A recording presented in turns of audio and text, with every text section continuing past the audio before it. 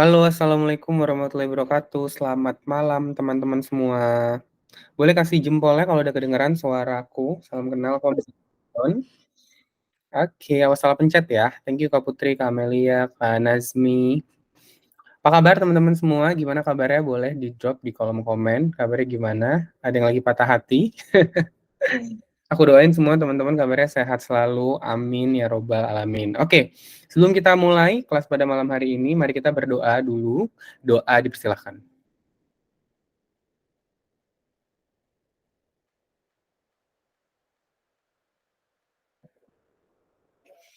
Oke, doa selesai. Mau nanya dong, ini teman-teman tinggalnya sekarang di mana ya? Kalau aku sekarang domisilinya lagi di Medan. Apakah ada orang Medan juga? Dan boleh dong kasih apa ya? Kasih jempolnya juga buat teman-teman yang baru pertama kali ikut kelas bareng aku. Aku udah sering ikut kelas bareng aku sendiri.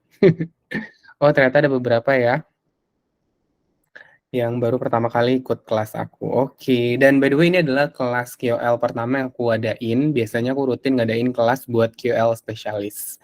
Wow, ada Bekasi, Bandung, Medan. Halo Medan, di mana kau? Denpasar, wah seru banget. Denpasar ya. Oke. Bandung, Sukabumi, Jakarta. Oke, baiklah. Semoga nanti kita ketemu secara offline ya. Jakarta. Oke, Jaksel nggak nih? Oke teman-teman, thank you yang udah berantusias untuk ikutan kelas QL. Dan kali ini kita akan bahas, wow, kita akan bahas topik pertama itu adalah memahami konten yang disukai klien. Wah, Bandung, oke. Tulungagung, Jaktim, wah, menarik. Ya, ini adalah kelas kita pertama. Kita akan ketemu kurang lebih sampai di bulan Maret. Jadi jangan bosan-bosan. Kelasnya akan kita adain setiap 2 minggu sekali karena aku memang ada regular kelas yang tiap minggu aku adain. Itu private class. Jadi memang aku sebisa mungkin buatnya 2 minggu biar nggak terlalu berat sekali. Oke, nah aku mau sedikit disclaimer dulu, nama aku Hamzah Nasution, karena di TikTok tuh banyak yang manggil aku admin, aku nggak suka dipanggil aku admin. Stop calling me admin. Dan banyak juga yang nggak nyangka kalau ternyata QL for All itu dari seorang laki-laki. Iya, jadi ini ada beberapa platform aku. Jadi aku ada YouTube Hamzah Nasution baru mulai, LinkedIn Hamzah Nasution, terus Instagram ada QL for All Hamzah Nasution dan TikToknya QL for All. Jadi sebenarnya QL for All itu apa sih? Awal mulai QL for All itu dimulai di LinkedIn di tahun eh, di akhir 2022. Intinya QL for All adalah aktivitas yang aku pengen lakukan di mana bentuk rasa syukur aku karena aku sudah terjun di dunia QL dari 2017. Dan akhirnya makin kesini tuh makin banyak hal-hal yang dia lakukan. Gak hanya di LinkedIn, terus aku akhirnya buat TikTok, dan sampai aku buat business consultant. Jadi namanya business consultantnya juga QL for All. Nah, kelas QL ini yang kita buat itu tujuannya adalah untuk membuat QL talent management. Tapi aku nggak mau hanya langsung buat gitu ya. By the way aku udah nyoblos ya, aku nggak golput. Siapa yang udah nyoblos juga atau ada yang nggak bisa nyoblos karena mungkin nggak bisa pulang ke tempat asalnya? Semoga ya suara tidak disalahgunakan. Oke, kita balik to the topic. Jadi QL for All itu Mei 2023 aku buat business consultant.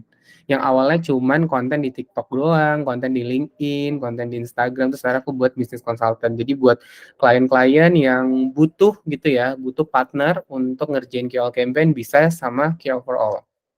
Nah, kemudian selanjutnya aku buat yang namanya kelas QL karena aku pengen apa ya, pengen punya QL-QL yang eksklusif sama aku atau non eksklusif yang aku manage. Nah, sebelum aku mencari QL tersebut, aku buatlah namanya kelas QL. Dan terlebih lagi kelas QL aku ngerasa kayak terbuka buat siapapun dan nanti walaupun kita nggak kerjasama, walaupun mungkin salah satu pihak tidak terikat atau tidak mau join di talent management aku, ya nggak ada masalah. Pokoknya intinya adalah yang kita akan bahas sampai 1 bulan ke depan ini adalah kelas QL, kita akan sharing dan aku juga sangat-sangat butuh masukan pengalaman kalian, insight-insight kalian. Karena biasanya kalau ngadain kelas seperti ini, komunikasinya dua arah dan tentunya aku akan apa namanya sangat senang mendengar insight dari kalian gitu karena seru banget kalau kita bisa belajar bareng-bareng, nggak hanya kalian dengerin tapi kalian juga bebas berpendapat gitu. Oke, by the way, kalau background aku sedikit mungkin buat teman-teman yang belum tahu, aku mulai sebagai KOL spesialis dari 2017. Udah beberapa kali pindah tempat, jadi aku udah punya beberapa point of view yang mungkin kita bisa discuss bareng-bareng. Jadi pernah kerja di agency, pernah kerja di brand team, pernah handle KOL atau jadi manager dari influencer, terus kemudian sekarang lagi bikin consultant. Dan juga pelan-pelan pengen menjadi apa ya, pengen aktif ngebuat konten, tapi nggak pengen dibilang content creator. Oke, semangat teman-teman, boleh dikasih jempolnya biar aku tahu seberapa antusias teman-teman untuk ngikutin kelas hari ini. Awas salah pencet ya, jangan sampai pencet raise hand padahal mau kasih reaction. Oke, nanti aku akan bahas term and condition dari kelas ini. Intinya kita akan mulai hari ini kalau adalah kelas pertama ya, kemudian nanti di tanggal 28, 2 minggu ke depan, di 28 Februari kita akan mulai kelas kedua, kemudian 13 Maret kelas ketiga, dan terakhir di 27 Maret. Dan intinya kelas ini adalah full untuk sharing session. Jadi kalian harus ya, kalian berhak untuk memberikan pengalaman, masukan, curhat, dan lain sebagainya. Oke? Oke, kita lanjut aja ya. Nah, ini adalah kelas QL kita. Kelas QL kita aku bagi beberapa part. Jadi aku pengen part pertama adalah sharing session dari aku. Nanti baru part keduanya adalah Q&A dan kemudian curhat session. Jadi di curhat session itu kalian bisa share pengalaman kalian, unek-unek kalian, dan lain sebagainya. Harus berbagi karena percayalah, saat kita berbagi kita nggak akan kekurangan, justru kita mendapatkan hal lebih. Dan kita nggak tahu saat kita mungkin berbagi informasi, mungkin informasi itu digunakan oleh orang lain dan ternyata itu berdampak buat kehidupan mereka dan kita nggak tahu seberapa banyak amal yang kita dapetin. Oke, mantap. Kita mulai dengan sebuah quote. Jadi ini juga salah satu landasan mungkin individu masing-masing mungkin menjalankan hidup ya. Pengen mindful, grateful, positif, kemudian menjadi orang yang baik dan juga jujur. Ini adalah salah satu quotes yang mungkin bisa membuat kelas ini lebih estetik ya, karena ada quotes-quotesnya. Oke ya. Bismillahirrahmanirrahim, mari kita mulai. Nah, di pertemuan pertama ini kita ngebahas tentang gimana sih kita tahu mana konten yang disukai klien. Berarti kan tujuan dari kelas QL ini adalah untuk mendapatkan pendapatan untuk kita sebagai QL atau content creator itu punya penghasilan. Ya, jadi mungkin buat teman-teman yang sekarang fasenya di portofolio atau teman-teman yang sekarang belum mencari penghasilan dalam bentuk uang, tapi mungkin masih menerima barter value, masih menerima produk, belum pede untuk memberikan red card, nggak apa-apa.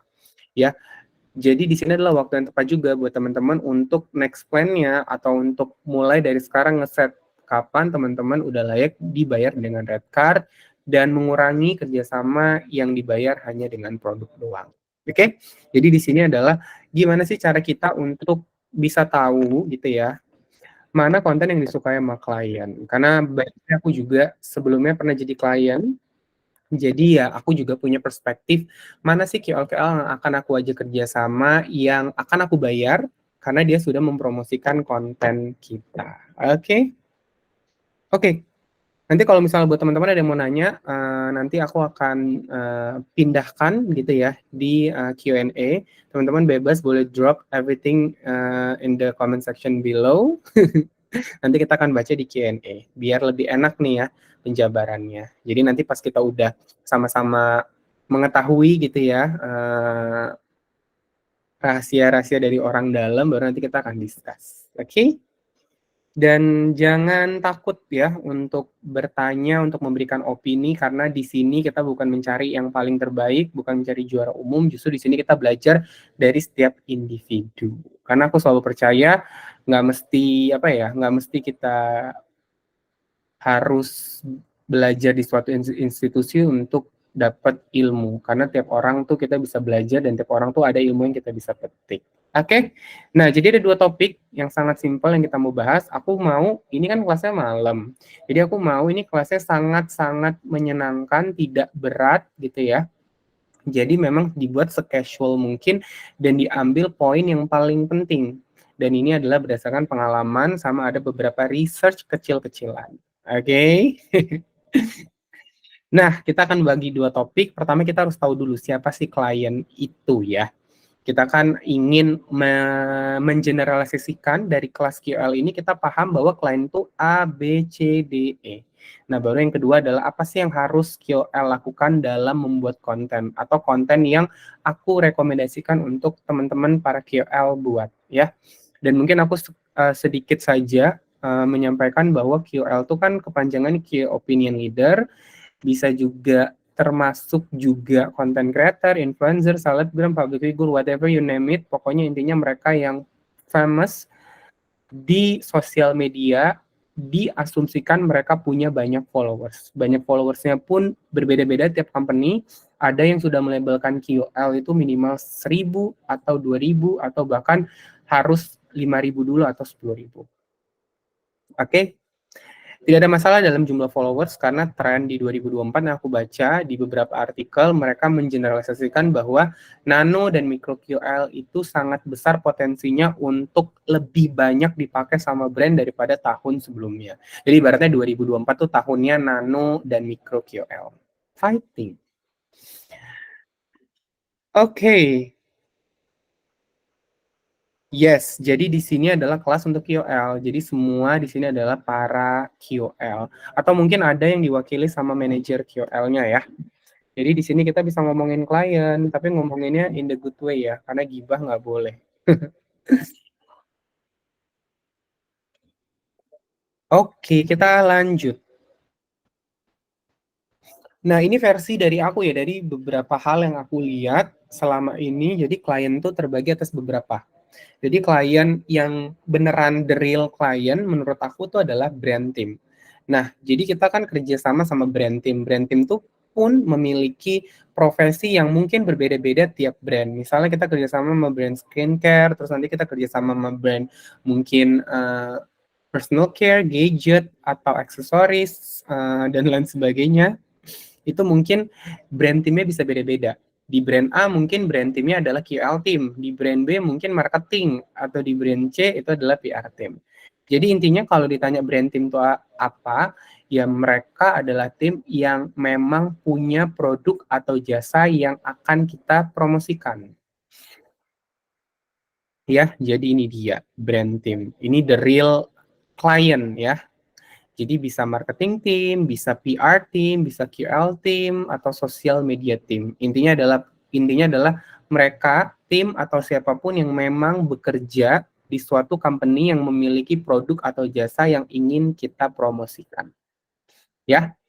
Nah, kemudian bedanya apa dengan agency? Agency itu adalah partner atau kita bisa bilang kaki tangan dari brand team, di mana mereka diajak kerjasama dengan brand team untuk membantu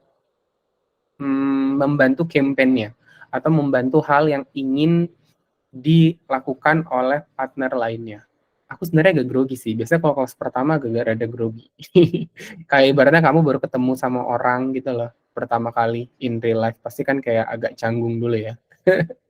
Nah, di agensi ini juga apa namanya? Mereka banyak jenis agensinya. Ada creative agency, ada digital agency, ada PR agency atau production house. Kalian nggak perlu bingung, yang paling penting adalah saat kalian di approach sama klien gitu ya, atau sama orang yang mau ngajak kerjasama, yang perlu kalian ketahui adalah mereka asalnya dari mana. Sebaiknya klien itu saat approach QL atau menghubungi QL, biasanya mereka akan menginfokan mereka tuh dari mana. Misalnya simpel, misalnya halo aku Hamzah Nasution, aku dari KL for All, KL for All Business Consultant. Di sini kita punya project untuk klien kita. Nah, berarti kan kita bisa mengasumsikan mereka adalah agency. Beda mungkin kalau misalnya dia openingnya adalah, halo aku Hamzah Nasution, aku punya produk skincare, nama skincare-nya adalah QL for All, dan aku dari marketing team. Ya, berarti dia adalah brand team-nya. Atau yang ketiga, mungkin teman-teman udah pada join ya, atau teman-teman itu masuk ke dalam talent management. Nah, talent management pun berbeda-beda. Ada yang sistemnya dia talent management, terus dia mencari KOL lagi gitu ya, atau dia talent management udah punya member-membernya. gitu. Berarti kalau misalnya teman-teman tuh adalah naungan di talent management, menurut aku adalah teman-teman tuh kliennya adalah talent management tersebut. Jadi teman-teman harus memberikan service yang baik kepada talent management tersebut. Cuman aku baru tahu juga ya, ternyata banyak sekali talent management sekarang yang modalnya cuman grup doang, yang dia nggak nge-manage orang gitu ya, nggak nge-manage para talentnya, dan sistemnya lebih komunikasi semua dalam grup. Mereka tidak melakukan hal yang lebih detail, jadi semua diinformasikan dalam grup. Kalau kita mau gabung harus isi Google Form dan lain sebagainya. Jadi kayak ibaratnya lebih lebih kayak ini ya, lebih kayak aku nggak setuju sih kalau dia dinamain talent management karena namanya manajemen, dia harus nge-manage orang dari orang yang mungkin yang QL-nya cuma dapat satu project, akhirnya dia bisa dapat 10 project gitu. Tapi kalau talent management yang aku ketahui dari beberapa KOL yang curhat, justru ya udah kayak grup aja di mana dia dia menginfokan seluruh campaign dan nanti kita tinggal submit aja. Itu aku nggak setuju sih dinamain talent management. Namanya terlalu terlalu tidak sesuai dengan amanahnya. Yang setahu aku kalau talent management dia nge-manage orang, terus dia punya talent-talent yang eksklusif di mana nanti kalau misalnya dia pitching ke klien, dia mempromosikan talent-talent tersebut. Terus dia ada namanya grup, kemudian dia namanya ada regular activity gitu ya. Dan aku kaget juga ada ternyata talent management yang harus bayar ya. Mungkin bayarnya nggak banyak, ada yang mungkin cuma 5.000 atau mungkin sampai 100.000. Tapi menurutku dia nggak cocok sih namanya talent management, apa ya namanya ya, QL group aja kali ya. Nggak cocok. Tapi kalau mungkin teman-teman di sini ada yang ownernya talent management dan melakukan hal tersebut dan tersinggung, maaf banget ya. Tapi ya itu adalah kenyataan yang sebenarnya bahwa talent management itu dia harus nge-manage, mengakomodir, memberikan fasilitas, nge-maintain, dan dia mempromosikan talent-talentnya kepada klien. Jadi sistemnya dia nggak yang kayak cari project, terus dilempar ke QL-QL, tapi nggak. Dia mempromosikan ke klien, misalnya kliennya adalah skincare, diinfokan, halo klien, kita boleh nggak nih meeting, aku ada 20 talent aku yang mungkin bisa kerjasama, nanti kita bisa buat strategi campaign-nya, dan lain sebagainya. Itu yang namanya talent management. Tapi nggak mau menjatuhkan ya, cuman itu adalah point of view dari aku. Jadi teman-teman jangan sampai join di talent management tapi kayak mendapatkan kerugian-kerugian. Oke, jadi teman-teman harus ingat ya bahwa klien itu ada beberapa tipe. Ya, jadi bisa jadi klien kita langsung ke brand team, bisa jadi klien kita tuh adalah agency atau klien kita talent management. Nggak ada yang salah, nggak ada yang benar, nggak ada yang kurang, nggak ada yang bagus. Cuma nanti akhirnya berdampak pada komunikasinya. Ini aku coba lanjut dulu ya. Nah, ini adalah komunikasinya. Jadi kalau misalnya teman-teman kliennya adalah brand team, berarti nanti komunikasinya langsung direct ke brand team. Tapi kalau teman-teman kliennya itu adalah agency, berarti teman-teman nanti komunikasinya ya berarti melalui agency baru ke brand. Begitu juga nanti komunikasinya dari brand ke agency dan QL. Dan kalau misalnya klien teman-teman adalah talent management, ya berarti nanti komunikasinya dari talent management mungkin ke agency, kemudian dari agency ke brand. Bisa juga dari brand team langsung ke talent management ya, habis itu langsung ke QL ya. Nanti aku tambahin lagi satu satu buletan lagi ya. Nah, yang aku mau highlight adalah kalau misalnya klien kita itu adalah mungkin nggak yang langsung direct ke brand team melalui beberapa partner, berarti nanti komunikasinya akan lebih panjang. Dan mungkin nanti ini yang akan mempengaruhi dari red card-nya teman-teman. Ya, jadi biasanya tiap tiap apa ya, tiap klien ini ya, kalau belum termasuk brand team, dia akan mengambil potongan atau nge-charge management fee-nya. Jadi kalau misalnya teman-teman di barisan terakhir ini ya brand team, kemudian melalui agency, kemudian agency ke talent management, berarti mungkin dia akan mengenakan management fee-nya sampai 2 kali, management fee di agency dan management fee di talent management. Itu. Komunikasinya kalau sejujurnya sih lebih enak komunikasinya langsung direct ke brand, tapi kita harus ketahui banyak brand juga yang nggak bisa langsung direct. Mungkin mereka pakai agency atau pakai talent management. Bentar ya, aku coba ganti dulu ininya biar lebih enak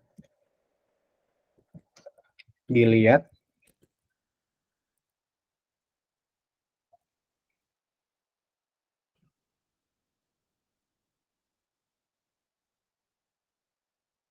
Nah, kurang lebih seperti ini ya nanti gambarannya. Jadi, kita bisa lihat bareng-bareng. Jadi di sini kita bisa lihat bareng-bareng siapa sih klien kita. Bisa jadi klien kita tuh bukan the real client, yaitu brand team. Dan nggak ada masalah. Cuman yang aku mau highlight adalah komunikasinya akan panjang karena melalui beberapa partner dan kita harus tahu juga bahwa manajemen fee gitu ya akan di-charge-nya beberapa kali dan otomatis ngebuat rate card kita lebih tinggi sampai ke brand timnya. Dan nggak ada masalah juga sih, cuman itu yang aku mau highlight. Karena aku pun gitu ya, dulu sebagai manajer QL ya banyak juga kerjasama lewat agency atau kerjasama lewat brand dan tidak mempengaruhi macam-macam ya, tidak mempengaruhi kayak, oh iya kalau lewat telemanagement kayaknya akan sepi deh, nggak banyak project, nggak. Kalau lewat agency akan lebih rame deh, dan kalau lewat brand team pasti lebih banyak lagi, enggak juga ya. Karena tiap brand tuh punya kebutuhan masing-masing, fungsi mereka gitu ya tidak direct langsung ke kita, memang dia butuh tim untuk ngebantuin campaign-nya. Atau bisa jadi brand team ini nggak bisa langsung bayar ke kita.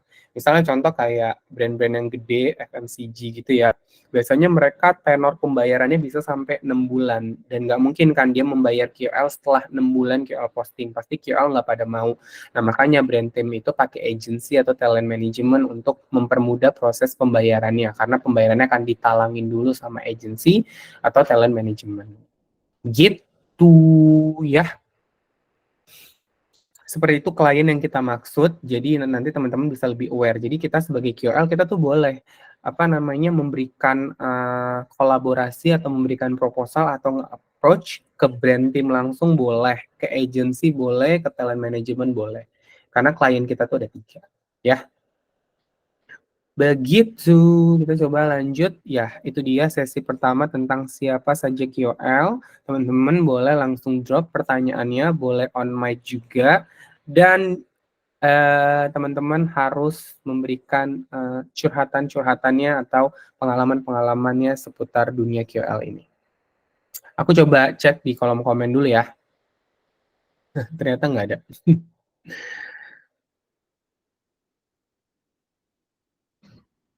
Oke, aku coba baca komen dari teman-teman ya. Thank you yang udah drop. Boleh langsung on mic aja untuk bertanya atau untuk sharing sessionnya atau curhatnya.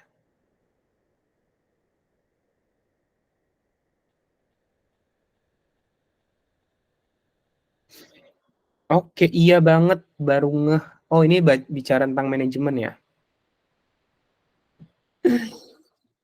Kalau baru join biar lebih paham value sendiri aja. Iya Kak, jujur mereka dapat fee cut dari fee talent, tapi semuanya aku kerjain sendiri per konten yang kadang motongnya gede lagi, mahap curhat. Iya nggak apa-apa, ini dari Kak Jessica ya, tentang talent management. Dari Kak Winda, benar banget Kak Jessica, aku ikut 3 manajemen, ada yang potongannya gede banget sampai 40.000. This Putri, bukan This is April ya. Sejauh ini aku gabung MG belum pernah lolos job. Semoga segera ya Kak dapat kerja sama. Amin. Kita doain bareng-bareng ya. Dari Kak Cahya Rizky, aku pernah dipotong 30% dari Vika, gede banget. Oke. Ini yang ngomong-ngomong masalah red card, setahu aku ya, red card itu nggak boleh dipotong. Jadi kalau misalnya manajemen mau markup atau mau potong manajemen fee-nya, tinggal dari manajemen fee-nya aja yang ngatur. Jadi misalnya red card kita misalnya 1 juta, ya udah kita terima 1 juta. Ya, jadi nanti kalau misal lewat manajemen atau lewat agency, mereka nanti markup sendiri untuk dapat potongan buat keuntungan mereka. Jadi misalnya nanti harga kita nggak 1 juta, tapi nanti dipropose ke klien atau brand team, itu menjadi 1.500.000. Nanti 500-nya buat manajemen fee dari talent management atau dari agensinya. Gitu setahu aku. Kalau misalnya dipotong langsung 30%, itu nggak etis. Tapi alangkah lebih baik misalnya red card kita 1 juta, terus dia minta nego, Kak boleh nggak nego misalnya jadi 800.000 atau 900.000, baru nanti sisanya itu, jadi dia tetap nge-propose ke klien dengan harga red card kita, tapi 900.000 misalnya buat kita yang sudah dinego, baru sisanya itu untuk mereka. Gitu. Dan aku nggak tahu ya teman-teman, sepengalaman aku kerja di agency, itu biasanya manajemen fee itu nggak semurah itu, teman-teman. Karena itu ada jasa, ada effort, kemudian ada pengalaman juga yang kita tuangkan. Jadi biasanya kalau manajemen fee itu, kalau aku pribadi ya, biasanya manajemen fee itu tuh memang jumlahnya tidak sedikit itu. Cuman aku lihat sekarang, karena makin banyak orang yang terjun di dunia KOL, mungkin nggak terlalu ngerti, atau dia mungkin jual murah doang, akhirnya dia memberikan servis dengan harga murah. Padahal setahu aku manajemen fee itu nggak semurah itu, karena nyari KOL tuh butuh waktu, ngerjain, monitoring, dan lain sebagainya. Makanya yang aku garis bawahi, biasanya yang manajemen fee-nya tuh murah, ya servisnya nggak ada. Jadi kayak cuman grup-grup aja, grup-grup nge-share campaign, isi semuanya sendiri, bla bla bla, nanti dia tinggal potong fee. Gitu.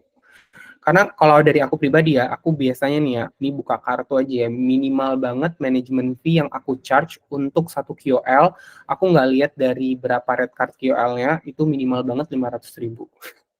Jadi misalnya satu KOL tuh harganya tuh aku kasih ke klien 500.000. Jadi intinya itu adalah ngasih tahu ke klien bahwa lo harus bayar ke kita manajemen fee doang 500.000, itu hanya include mulai dari kita ngirimin brief sampai nanti QL itu memberikan insight. Di luar dari kita buat brief, di luar dari kita buat report, karena pada dasarnya mencari QL pun itu nggak semudah itu. Misalnya klien butuh 5 QL, kita udah cari misalnya sampai 20 QL, ternyata klien nggak ada yang cocok dari 20 QL ini, kita harus cari lagi. Jadi untuk mencari satu QL pun kita sudah mengeluarkan effort dalam mencari mungkin 20-30 QL. Jadi makanya manajemen fee itu nggak bisa semurah itu, karena effort kita pun untuk mendapatkan satu QL tuh sangat-sangat painful. Gitu. Ya, aku juga baru tahu ya karena beberapa bulan lalu baru buat konten dan ternyata kontennya itu banyak yang memberikan komen-komen serupa. Jadi aku baru tahu ternyata dunia QL tuh sedang tidak baik-baik aja ya. Jadi kayak dunia QL sekarang tuh yang penting murah, padahal waduh, padahal murah itu sangat apa ya? Bukan aku nggak setuju dengan murahnya, tapi semua itu udah di labelin yang penting murah. Padahal ada harga, ada kualitas gitu. Makanya sekarang tuh aku ngeliat bahwa banyak KOL yang followersnya gede, viewsnya tinggi, engagementnya gede, tapi rate-nya murah. Ya mungkin aku mengasumsikan ya dia juga beli followers, beli views, beli engagement, jadi dia nggak ada effort untuk mendapatkan itu semua karena tinggal beli doang. Yang penting dia dapat bersama sama klien. Itu yang aku lihat ya dari beberapa pengamatan aku. Jadi sangat menyayangkan sekali. Ini siapa yang mulai merusak dunia KOL? Oke, aku coba baca curhatan-curhatan dari teman-teman sekalian ya. Jadi teman-teman jangan mau dipotong dari red card kita ya. Jadi pokoknya aku red cardnya segini ya Kak. Jadi kalau misalnya kamu mau naikin, atur aja deh, atur secara manis. Yang penting aku rate-nya segini. Kalau misalnya itu berlaku sama QL makro, mungkin waduh, kelar sih itu agensinya atau manajemennya. Aduh, Kak Winda Nur Septia pernah juga lolos dari manajemen padahal brand gede tapi bayarnya 70.000 3 video. Oh my god. Aduh, no comment aku ini, ampun, semoga hal ini tidak terjadi kembali ya.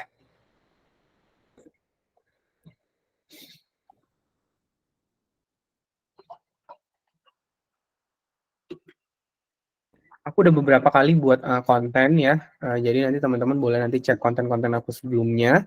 Jadi nanti kalau teman-teman mau discuss, boleh discuss kembali ya.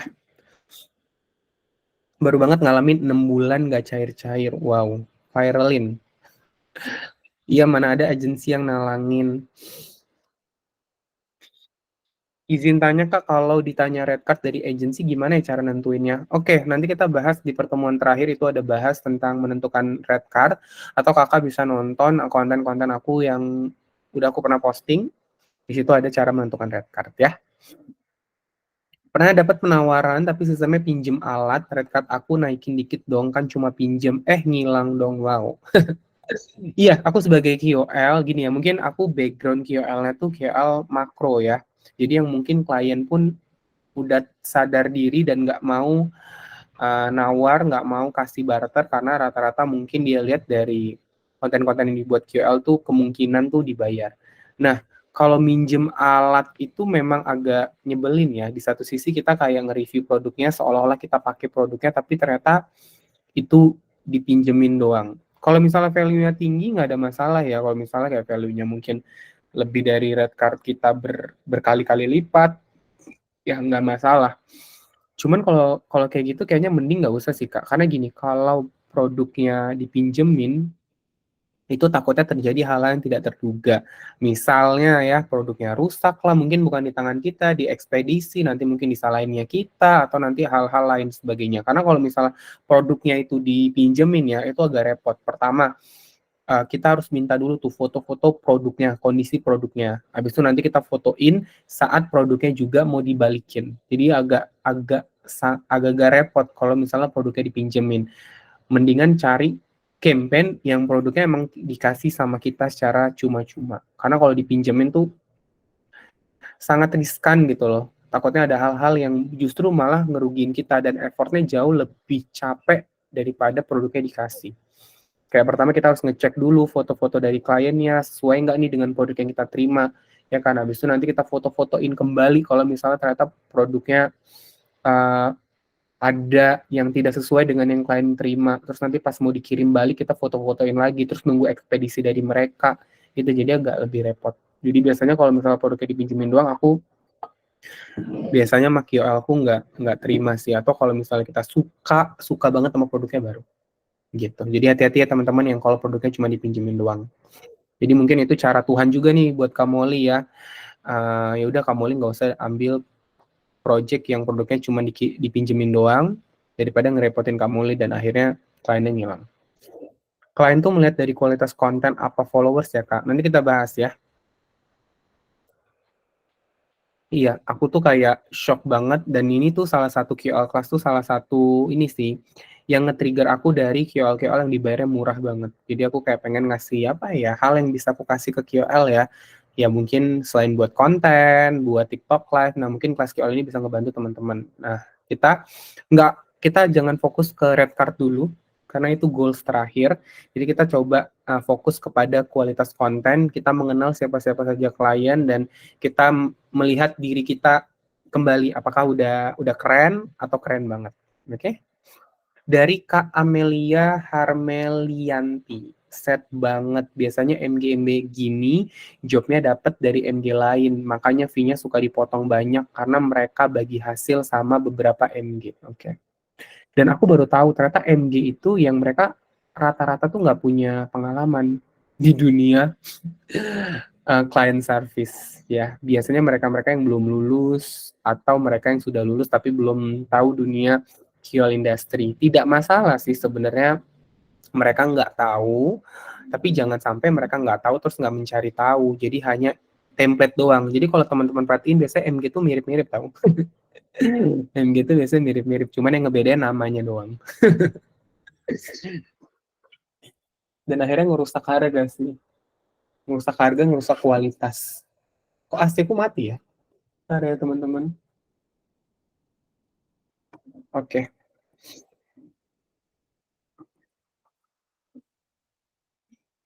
Normalnya pembayaran berapa lama ya Kak? Aku belum pernah ditawarin bayar. Ada brand minuman mau barter, aku okein. Taunya 13 item, minta konten masing-masing, padahal itemnya cuma 7 ribuan. Aku kasih red card terus nggak ada kabar deh. Bagus sih. Pokoknya teman-teman tuh jangan ini ya, jangan berkecil hati kalau kita udah ngasih red card terus kliennya kabur. Karena normal kok pada dasarnya aku sebagai manajer juga secara garis besar ya. Misalnya ada 100 klien yang nanya gitu ya. Paling yang get back ke kita mungkin cuma 20 doang yang ngajak kerja sama atau persentasenya sekitar ya 20-30% dari klien yang nanya ke kita. Jadi wajar kok mereka nanya-nanya harga doang, nggak ada masalah karena hukum alamnya memang seperti itu. Kayak kita belanja aja ya kan, nggak mungkin kan setiap kali barang yang kita lihat harganya kita langsung beli. Jadi normal, jadi santai aja, jangan berkecil hati. Nah, untuk barter, untuk nanti red card, nanti kita bahas di akhir itu sebagai gongnya, karena menurut aku sebagai content creator kita nggak hanya fokus kepada red card doang. Red card bukan satu-satunya penentu seorang content creator. Oke? Okay? Dan kalau pembayaran ya normalnya, pembayaran itu ada beberapa tipe. Kalau misalnya artis-artis gede tuh biasanya mereka minta dibayar di awal. Nah, pembayaran itu sistemnya ada DP, jadi dibayarkan berapa persen, kemudian nanti pelunasannya setelah konten naik atau sebelum kontennya naik. Atau pembayarannya H plus 7, H plus 14, H plus 21. Paling lama H plus 30. Tapi aku tidak sarankan sih H plus 30. H plus 21 udah paling lama. Jadi H plus 21 itu terhitung dari konten kamu udah naik. Dan aku sarankan mungkin buat kerjasama yang kalian ngerasa ini tuh klien baru dan kalian ngerasa kayak nggak terlalu yakin gitu ya sama kliennya, coba untuk memberikan insight setelah payment itu dibayarkan gitu. Jadi aku biasanya juga melakukan itu. Misalnya kayak ada 10 klien tapi ada satu klien yang kayak kayaknya nggak cocok deh ini nih. Kayaknya aku ragu-ragu atau ngeri-ngeri sedep nih sama klien ini. Nah, aku biasanya nggak akan kasih insight-nya langsung, aku akan gantungin dulu insight-nya setelah payment-nya diberikan, gitu.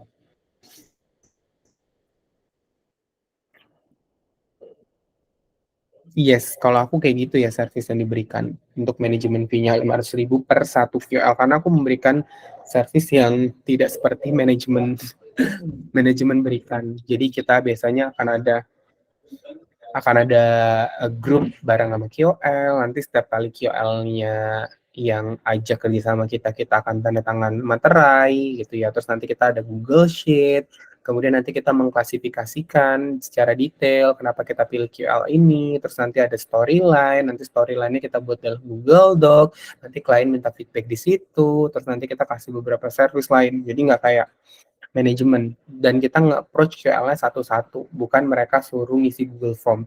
Kalaupun mereka ngisi Google Form, biasanya kita akan konfirmasi kembali sebelum kita approach rate-nya ke klien. Terus kita juga biasanya akan membayarkan QL duluan sebelum klien bayar. Jadi kita talangin dulu uangnya. Lebih painful ditawar 50% sama brand gede, maksa pula.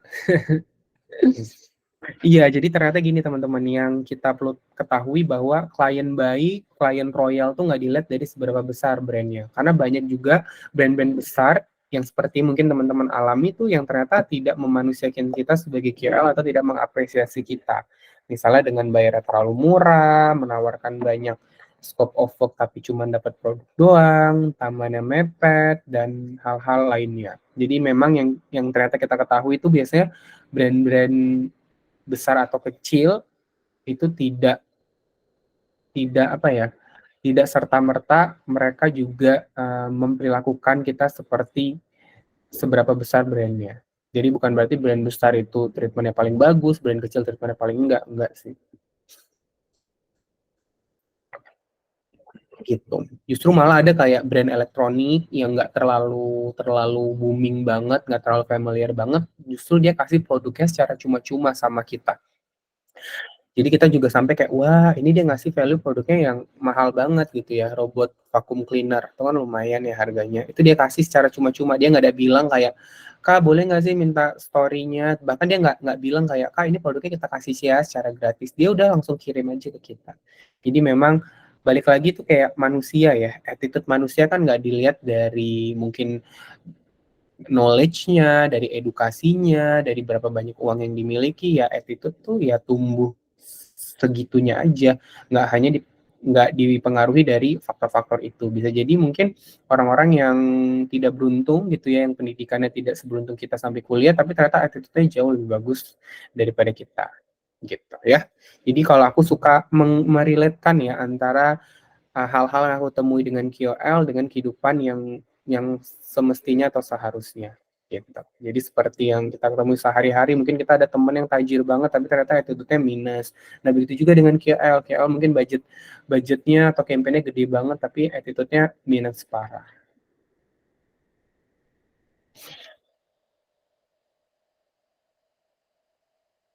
Oke, wow, kalian sangat aktif sekali ya. Kalian doyan curhat ya. Dan sorry banget aku nge-feedback-nya agak delay ya.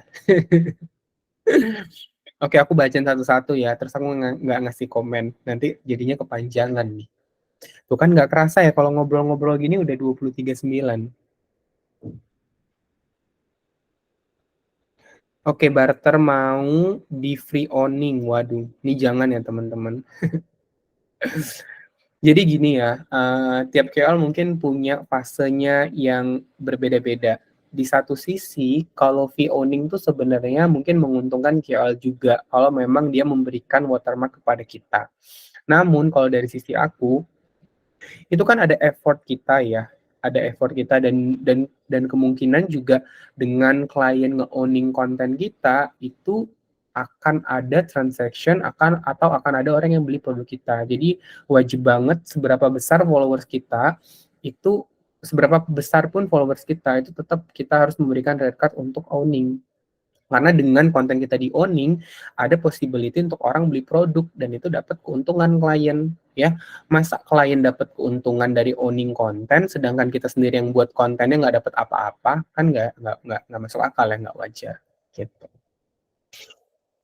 Waktu ini dari Kak Disputri, waktu ini ada brand di awal nggak ngomong mau owning, tiba-tiba ngasih MOU yang isinya mau owning video. Iya, kalau MOU tuh dibaca baik-baik juga tuh, karena biasanya suka ada jebakan Batman. Jadi di owning ada poin-poin yang nggak disampaikan gitu. Jadi kalau misalnya kita main tanda tangan langsung, bisa jadi kita yang rugi.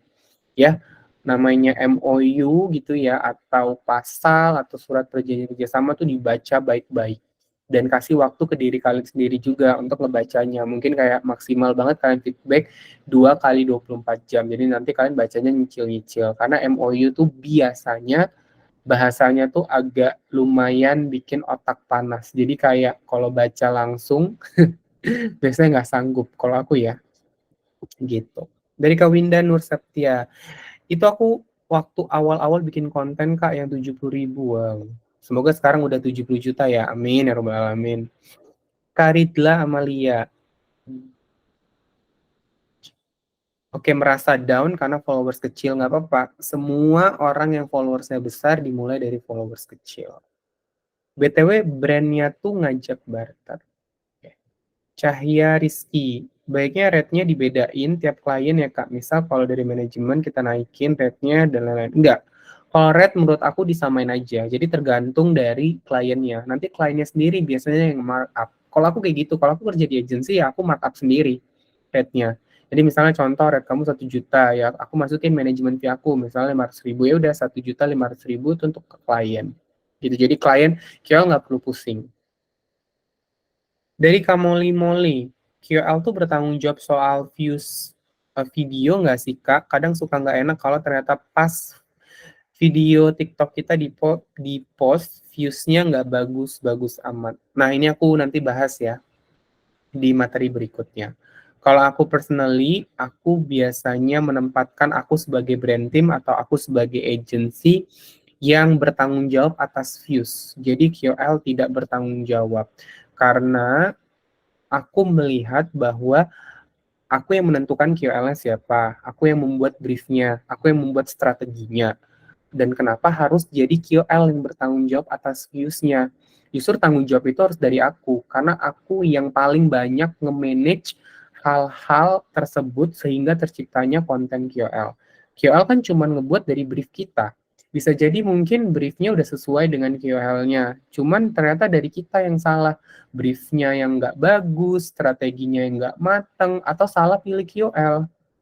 Ya kan, terus kenapa harus tanggung jawabnya di QL-nya gitu. Padahal QL tuh adalah hal terakhir yang kita decide dan kita sebagai brand atau agency itu udah ngedecide banyak hal sebelum menentukan QL.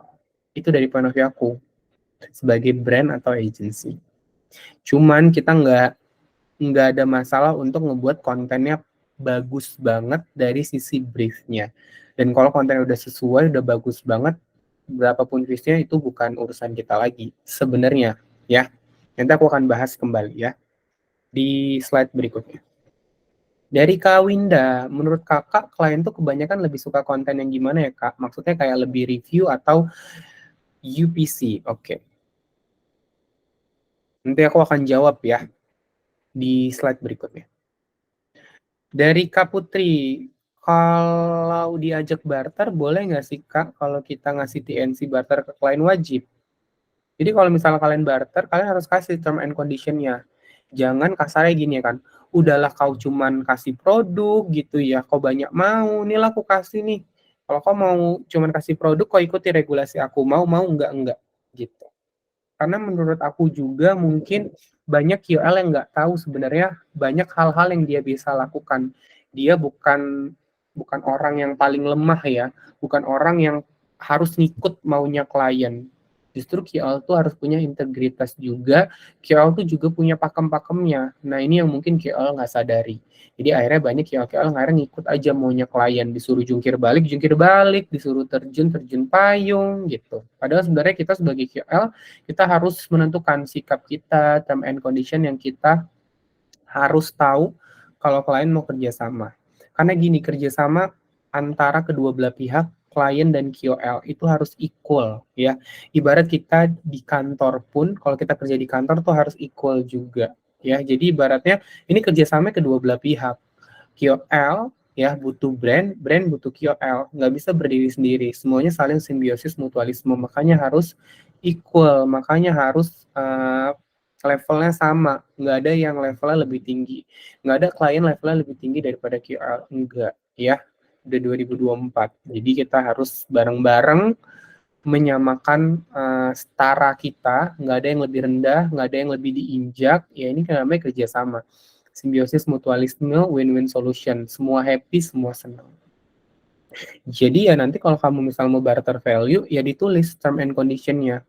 Misalnya nggak ada revisi, nggak ada timeline, maksimal diposting misalnya 1 bulan, nggak bisa di-owning, dan lain sebagainya. Gitu ya. Oke, lanjut dari Kak Dewi. Kak, ngomongin soal konten yang disukai klien kan masih beda-beda. Mostly suka yang personanya tampil atau lebih banyak infoin produk. Nggak ada masalah. Kamu mau nunjukin muka, kamu mau fokus ke produk, nggak ada masalah. Ini aku jawab itunya dulu ya. Jadi ibaratnya, nanti aku akan jelasin ya, mana konten yang klien paling suka. Oke, dari Kak Jessica. Iya Kak, aku juga baru tahu rutin konten UGC estetik gitu. Kira-kira laku nggak ya Kak? Soalnya kemarin udah mulai beli props. Nanti kita bahas ya. Dan dari Kak Jessica. Kak, aku kemarin beli produk sendiri, bikin konten iseng-iseng sendiri, di owning dong, di post di IG feeds lebih gede di dia. Dikritik katanya burem, dapat fee owning, enggak dikritik iya. Sedih banget kemarin sama mama bilang ikhlasin aja, tapi sampai hari ini nggak bisa. Oke. Turut prihatin atas hal tersebut ya. Percayalah bahwa dia akan dapat karmanya segera gitu ya. Dan kalau apa namanya? Kamu berhak kok untuk kamu mengutarakan apa yang kamu rasakan, kamu posting di konten kamu, ya nggak ada masalah, biar itu memberikan efek jerah. Karena mungkin hukum di Indonesia mungkin belum terlalu mengatur hal tersebut ya, dan kalau kita pun mau lapor, banyak biaya-biaya yang harus kita keluarkan dan effort kita. Jadi ya mau nggak mau ya, hukum alam ya dengan cara ngeviralin gitu.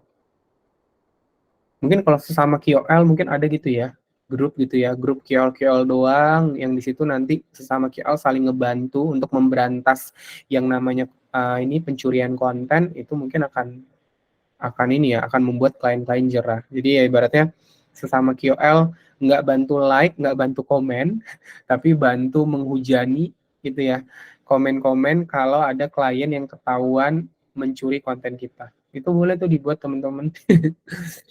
Ya, jadi saling mendukung. Jadi ngumpulin semua KOL yang tertindas. Jadi kalau ada klien yang mencuri kontennya, kita hujani dengan komen, kita repost, kita kasih reaction bahwa klien ini mencuri konten kita. Oh, tuh mantep tuh.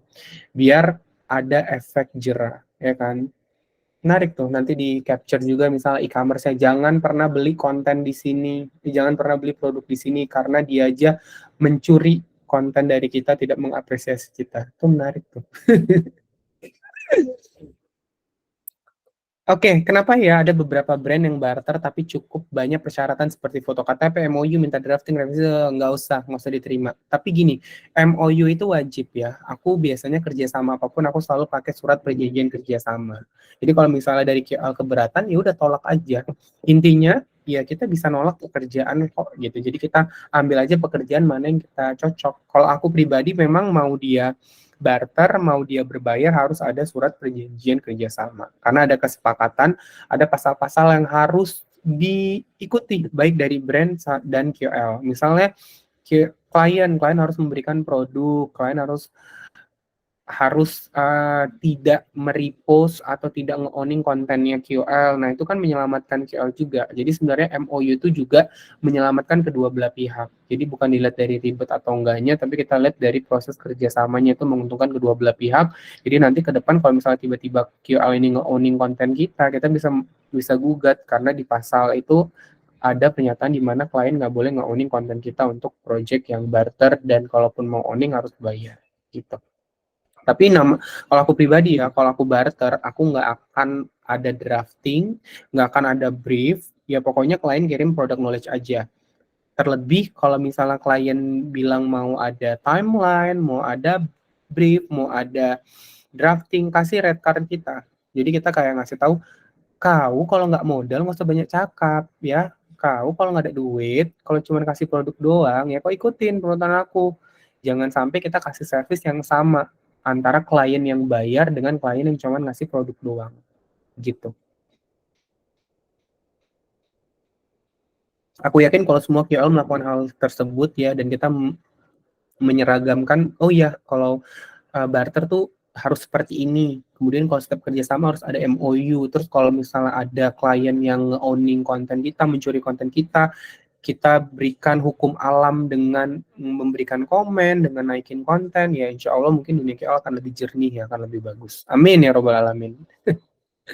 Semangat ya teman-teman. Yes, jadi dari Kaku Kicia, intinya jangan lihat angka, fokus aja naikin konten sendiri, gimana, amati modifikasi, dan masukin karakter masing-masing, lama-lama bisa kok. Mantap kali keluar cakap medannya Kak, pengen kali, ku gitu kan, yang banyak minta jadi barter. Iya, kita jangan sampai memberikan service yang full service untuk klien-klien yang nggak modal. Kecuali mungkin barter produknya good value ya teman-teman ya. Ada juga kok yang mungkin barter produknya good value. Kalau bikin perjanjian gitu Kak pakai materai nggak ya Kak? Agak malu kasih TNC atau perjanjian kalau followers baru atau dikit. Nggak ada masalah sih teman-teman. Kita nggak lihat dari jumlah followersnya aja, tapi banyak faktor kok gitu yang kita perlu perhitungkan gitu.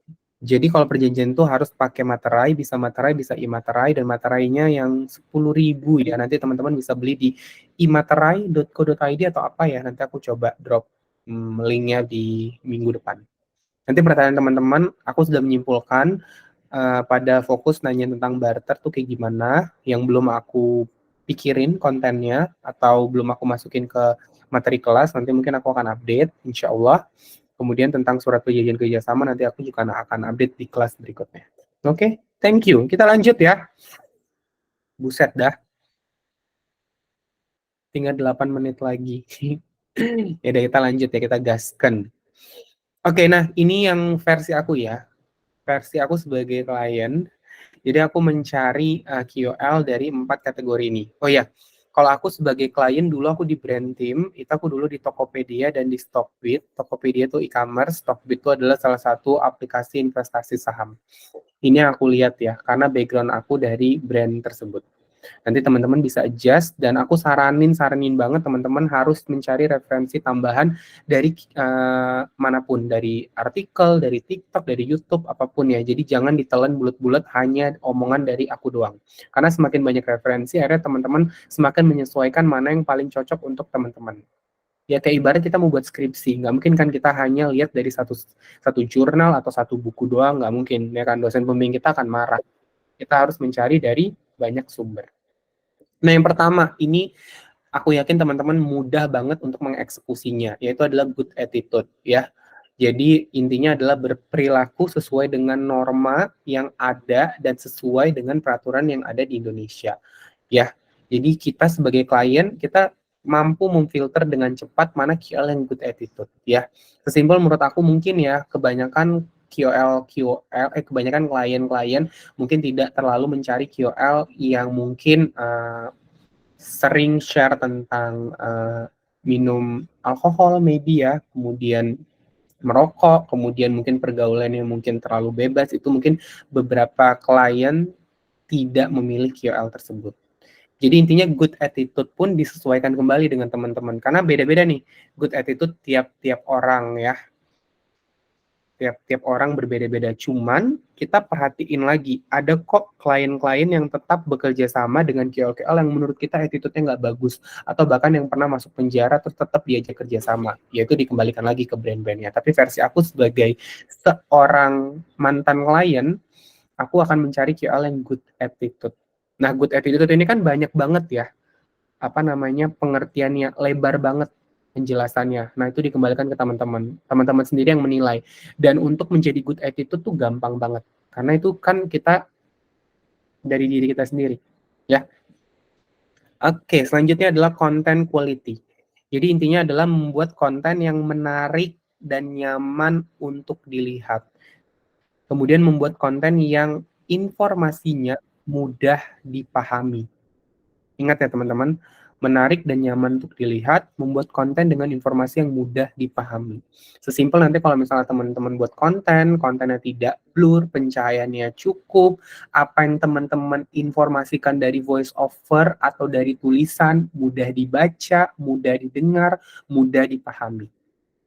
Itu gampang ya. Nah, gimana untuk kita terus mendapatkan referensi konten-konten yang bagus kualitasnya, gimana cara buat konten kualitasnya, gampang banget ya. Di TikTok ya udah banyak semua informasi, apalagi di YouTube, jadi nanti teman-teman tinggal Google aja.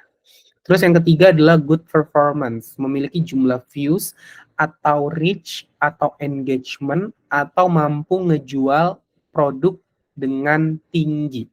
Tingginya itu pun beragam, nanti aku akan mengklasifikasikannya.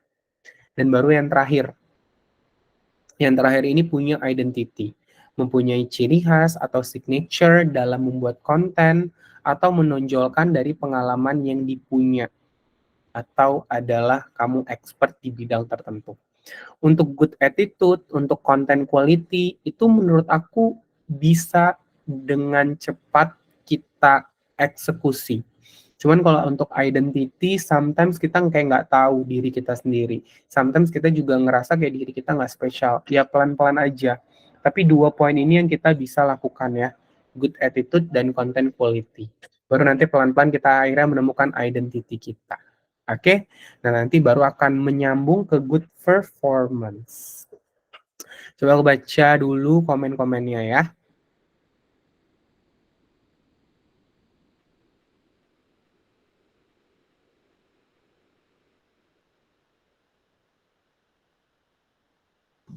Kenapa? Bentar ya. Iya. Oke. Kak, follower makin banyak, IR-nya apa benar makin rendah? Benar banget. Bentar ya teman-teman. Iya, itu hukum halam ya. Jadi semakin banyak followers akan semakin rendah IR-nya. Akan semakin menurun IR-nya. Karena semakin banyak orang yang nge-follow kita, maka semakin banyak juga orang yang hanya melihat tapi tidak memberikan likes, comment, save, atau share.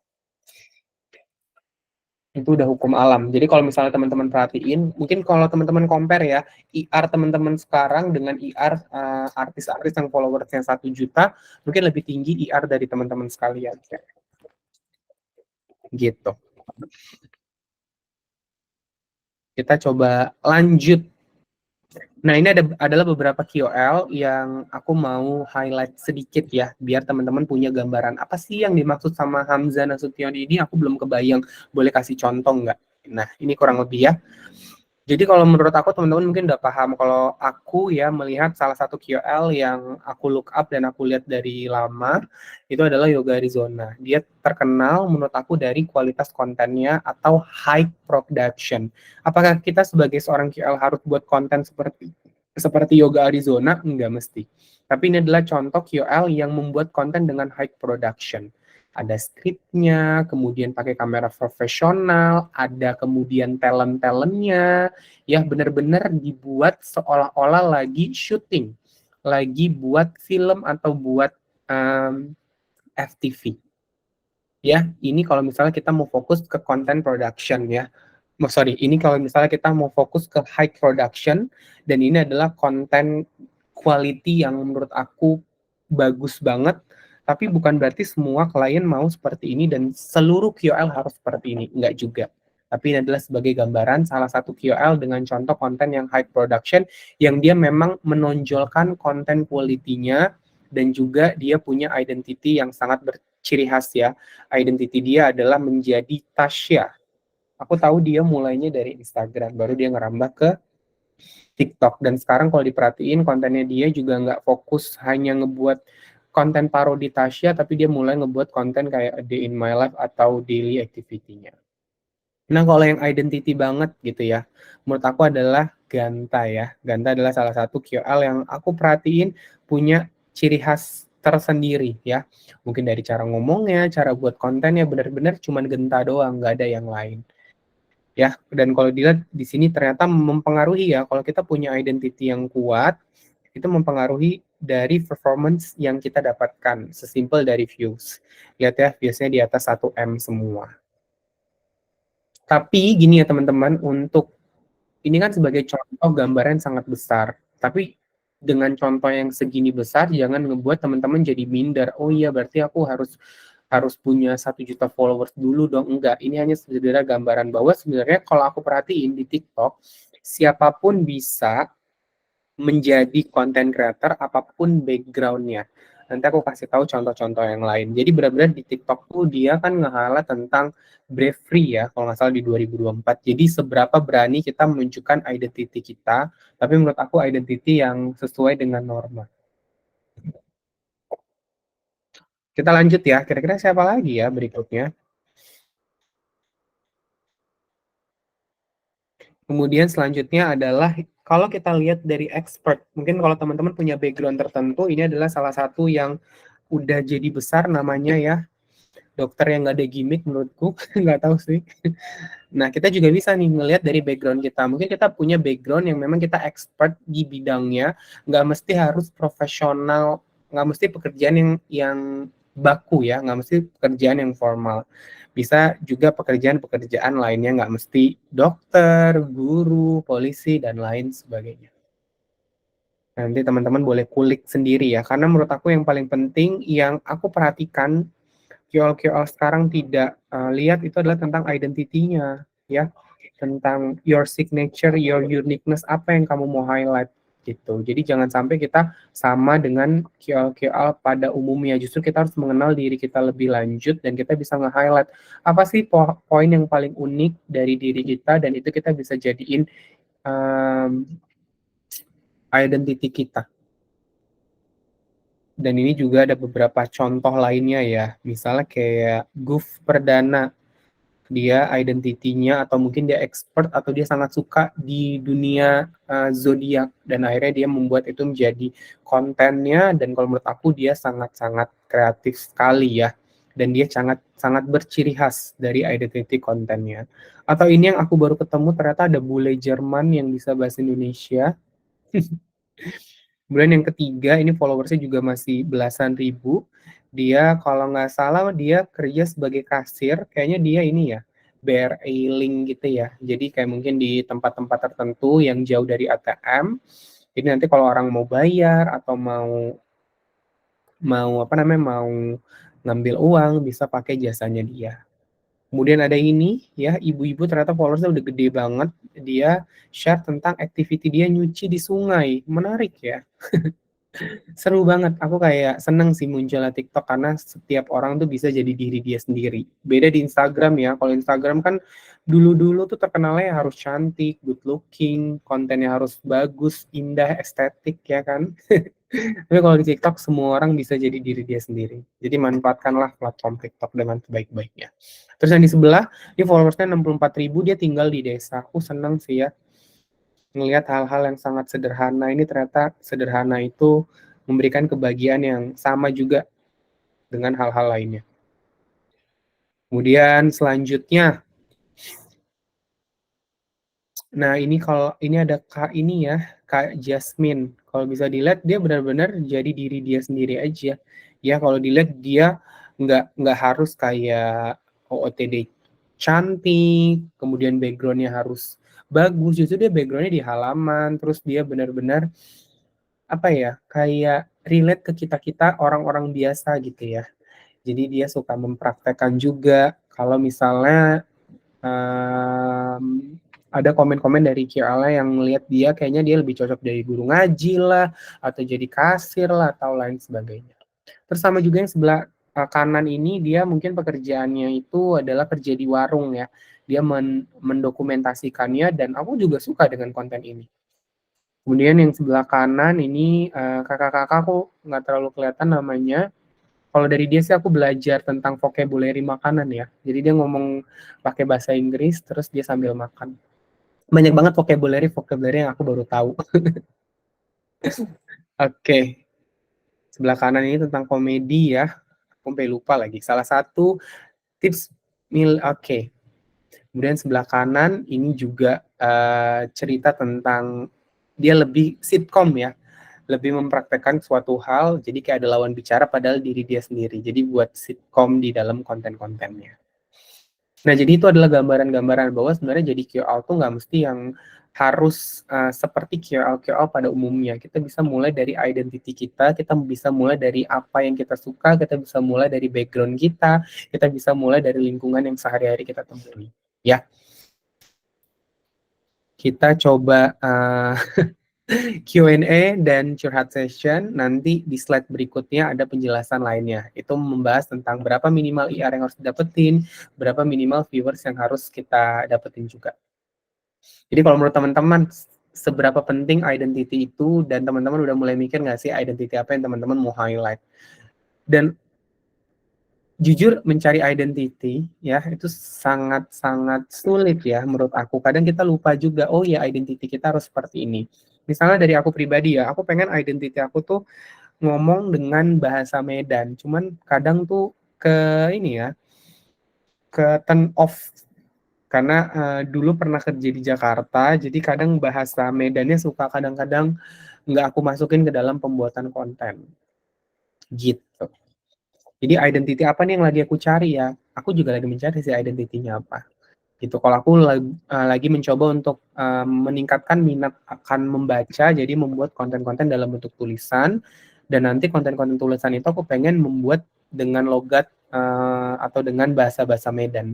Bahasa Medan bukan dalam artian bahasa daerah, tapi bahasa-bahasa yang orang-orang Medan sering gunakan. Misalnya kalau kalian familiar dengan kata permen, di Medan namanya nggak permen, tapi bonbon.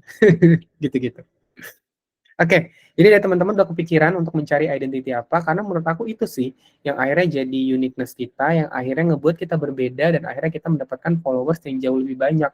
Karena identity kita nggak ditemui dan nggak ditemukan dari QL-QL lain. Jadi kalau misalnya teman-teman lihat juga di FYP itu biasanya konten itu yang sering FYP itu konten yang punya identity yang berbeda aja, yang unik yang kita nggak pernah ketemui. Terus baru nanti kita lihat, oh ternyata kontennya doang yang punya identity, tapi QL-nya nggak punya. Atau di konten itu dia baru menemukan identity-nya. Atau ternyata pas kita buka, oh ya ternyata QL ini punya identity seperti itu, sampai ke kontennya. Gitu teman-teman. Dan kalau dilihat ya, untuk jadi QL sekarang tidak dilihat dari umur, dari gender, dari background kita, siapapun bisa jadi QL. Apapun background kamu. Tadi udah terbukti ya, dari yang mulai jumlah followersnya 10.000 sampai yang followers 1 juta. Jadi nanti dikembalikan, identity apa yang teman-teman mau highlight. Dan percayalah untuk mencari identity pun menurut aku pribadi memang harus dimulai dari membuat konten. Dari membuat konten kita akhirnya mengenal diri kita akhirnya mengamati, kita akhirnya tahu mana konten yang paling bagus, mana konten yang paling kita mau buat, dan akhirnya mana nih konten yang kita ngerasa nyaman buatnya, dan kita menemukan, oh iya ternyata identity aku nih seperti ini.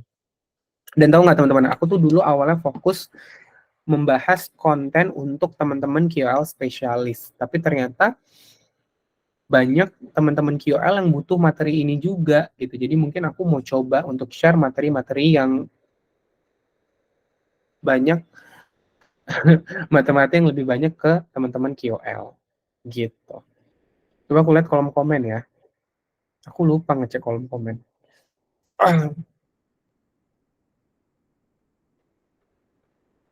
Oke, aku bacain ya pertanyaan jawaban dari teman-teman sekalian. Dari Kak Arde, kalau bikin bernyanyi, oke dah. Jadi Kak Winda, aku pernah dibilangin temen sesama kan kreator harusnya red card aku tuh di bawah 100.000 karena followers aku nano, nggak kayak dia udah lebih dari 10.000. Tapi dia yang nonton dan like dikit banget. Oke, ini kayak red card itu ini ya teman-teman. Aku memang suka membahas red card, tapi kita coba agak sedikit move on. Kita jangan bahas ke red card dulu, karena materi kita yang sekarang karena materi red card akan aku bahas secara khusus. Jadi di sini kita lebih kayak discuss konten apa sih yang sebenarnya kita harus buat dan bagaimana membuat konten agar bisa disukai ke audiens, ke followers, bahkan sampai ke klien. Dan intinya adalah red card itu ibarat salary kalian loh, salary saat kalian masuk kantor. Dan yang berhak menghargai dan yang berhak menuliskan salary atau ekspektasi salary cuma kalian doang. Terserah orang mau bilang kemurahan, kemahalan, yang penting ini adalah salary aku. Kenapa aku mau kasih ekspektasi salary segini? Ya karena aku yang paling tahu diri aku dan itu yang paling worth it untuk aku dapatkan. Sama juga jadi dengan red card. Jadi kalau misalnya teman-teman kerja di kantor, kan ditanya ya ekspektasi salary berapa. Ya benar-benar teman-teman sendiri, diri kita sendiri yang menentukan. Jadi jangan dengar kata orang karena orang lain nggak tahu seberapa struggle-nya kita, nggak pernah menjalani hidup seperti kita. Kau jangan ngatur-ngatur hidupku, ini aku yang jalani. Rugi untungnya aku nggak pernah minta tolong sama kau. Gitu. Ya, jadi kalau red card nih, by the way, aku ya, walaupun followersku masih sedikit di LinkedIn, belum sampai 10.000 ya, yang mungkin sebagian orang tuh ngerasa bahwa ya 10.000 dulu nih followers enggak untuk kamu bisa dikasih red card. Tapi aku nggak ada. Aku ya kalau kamu mau kerja sama aku di LinkedIn, ya udah. Walaupun followers aku cuma 7.000, tapi aku mau dibayar segini. Karena kamu bayar pengalaman yang sudah aku lakukan. Karena aku punya pengalaman yang mungkin itu sangat worth it untuk dihargai. Jadi ya terserah. Kalau kamu mau kerja sama aku, ayo. Kalau enggak apa-apa. Bye-bye. I don't need you. Gitu. Dan aku biasa kalau kalau ada kerja sama gitu yang ngajak kerja sama di TikTok, aku biasa nggak ambil kerjasamanya karena menurut aku TikTok aku belum stabil, aku belum menemukan yang benar-benar pas gitu ya, dan dilihat dari views aku juga belum terlalu stabil, jadi aku nggak membuka kerjasama di TikTok. Kalau mau ya udah kerjasama di LinkedIn, nanti aku kasih bonusnya konten di TikTok. Jadi kita harus tahu juga ya, ini tuh platform aku yang menjadi CEO atas pekerjaan aku yang jadi CEO, jadi tim finance-nya, jadi tim kontennya, jadi tim copywriting-nya. Jadi kalian yang sendiri berhak menentukan ya. Jadi pendapat dari teman-teman yang lain didengarkan saja, kalau nggak cocok nggak usah diambil pusing ya. Nanti coba teman-teman cari referensi yang lainnya. Karena kita yang jalanin, jadi kita carilah mana yang paling cocok buat diri kita. Jadi semangat teman-teman. Boleh kasih jempolnya dulu yuk. Ada yang udah ngantuk. Oke, thank you Kak Gemma, Kak Amelia, dan lain sebagainya. Dan lainnya. Iya Kak, kali ini cuma kadang aku kepikiran aja apa emang red card aku kemahalan. Oke. Nanti kita bahas red card di pertemuan keempat. Nanti mungkin teman-teman akan shock sih. Dan udah ada materi-materi ininya, materi-materi spill-nya ya. Spill the tea-nya, teman-teman boleh cek konten di TikTok aku, di LinkedIn juga ada.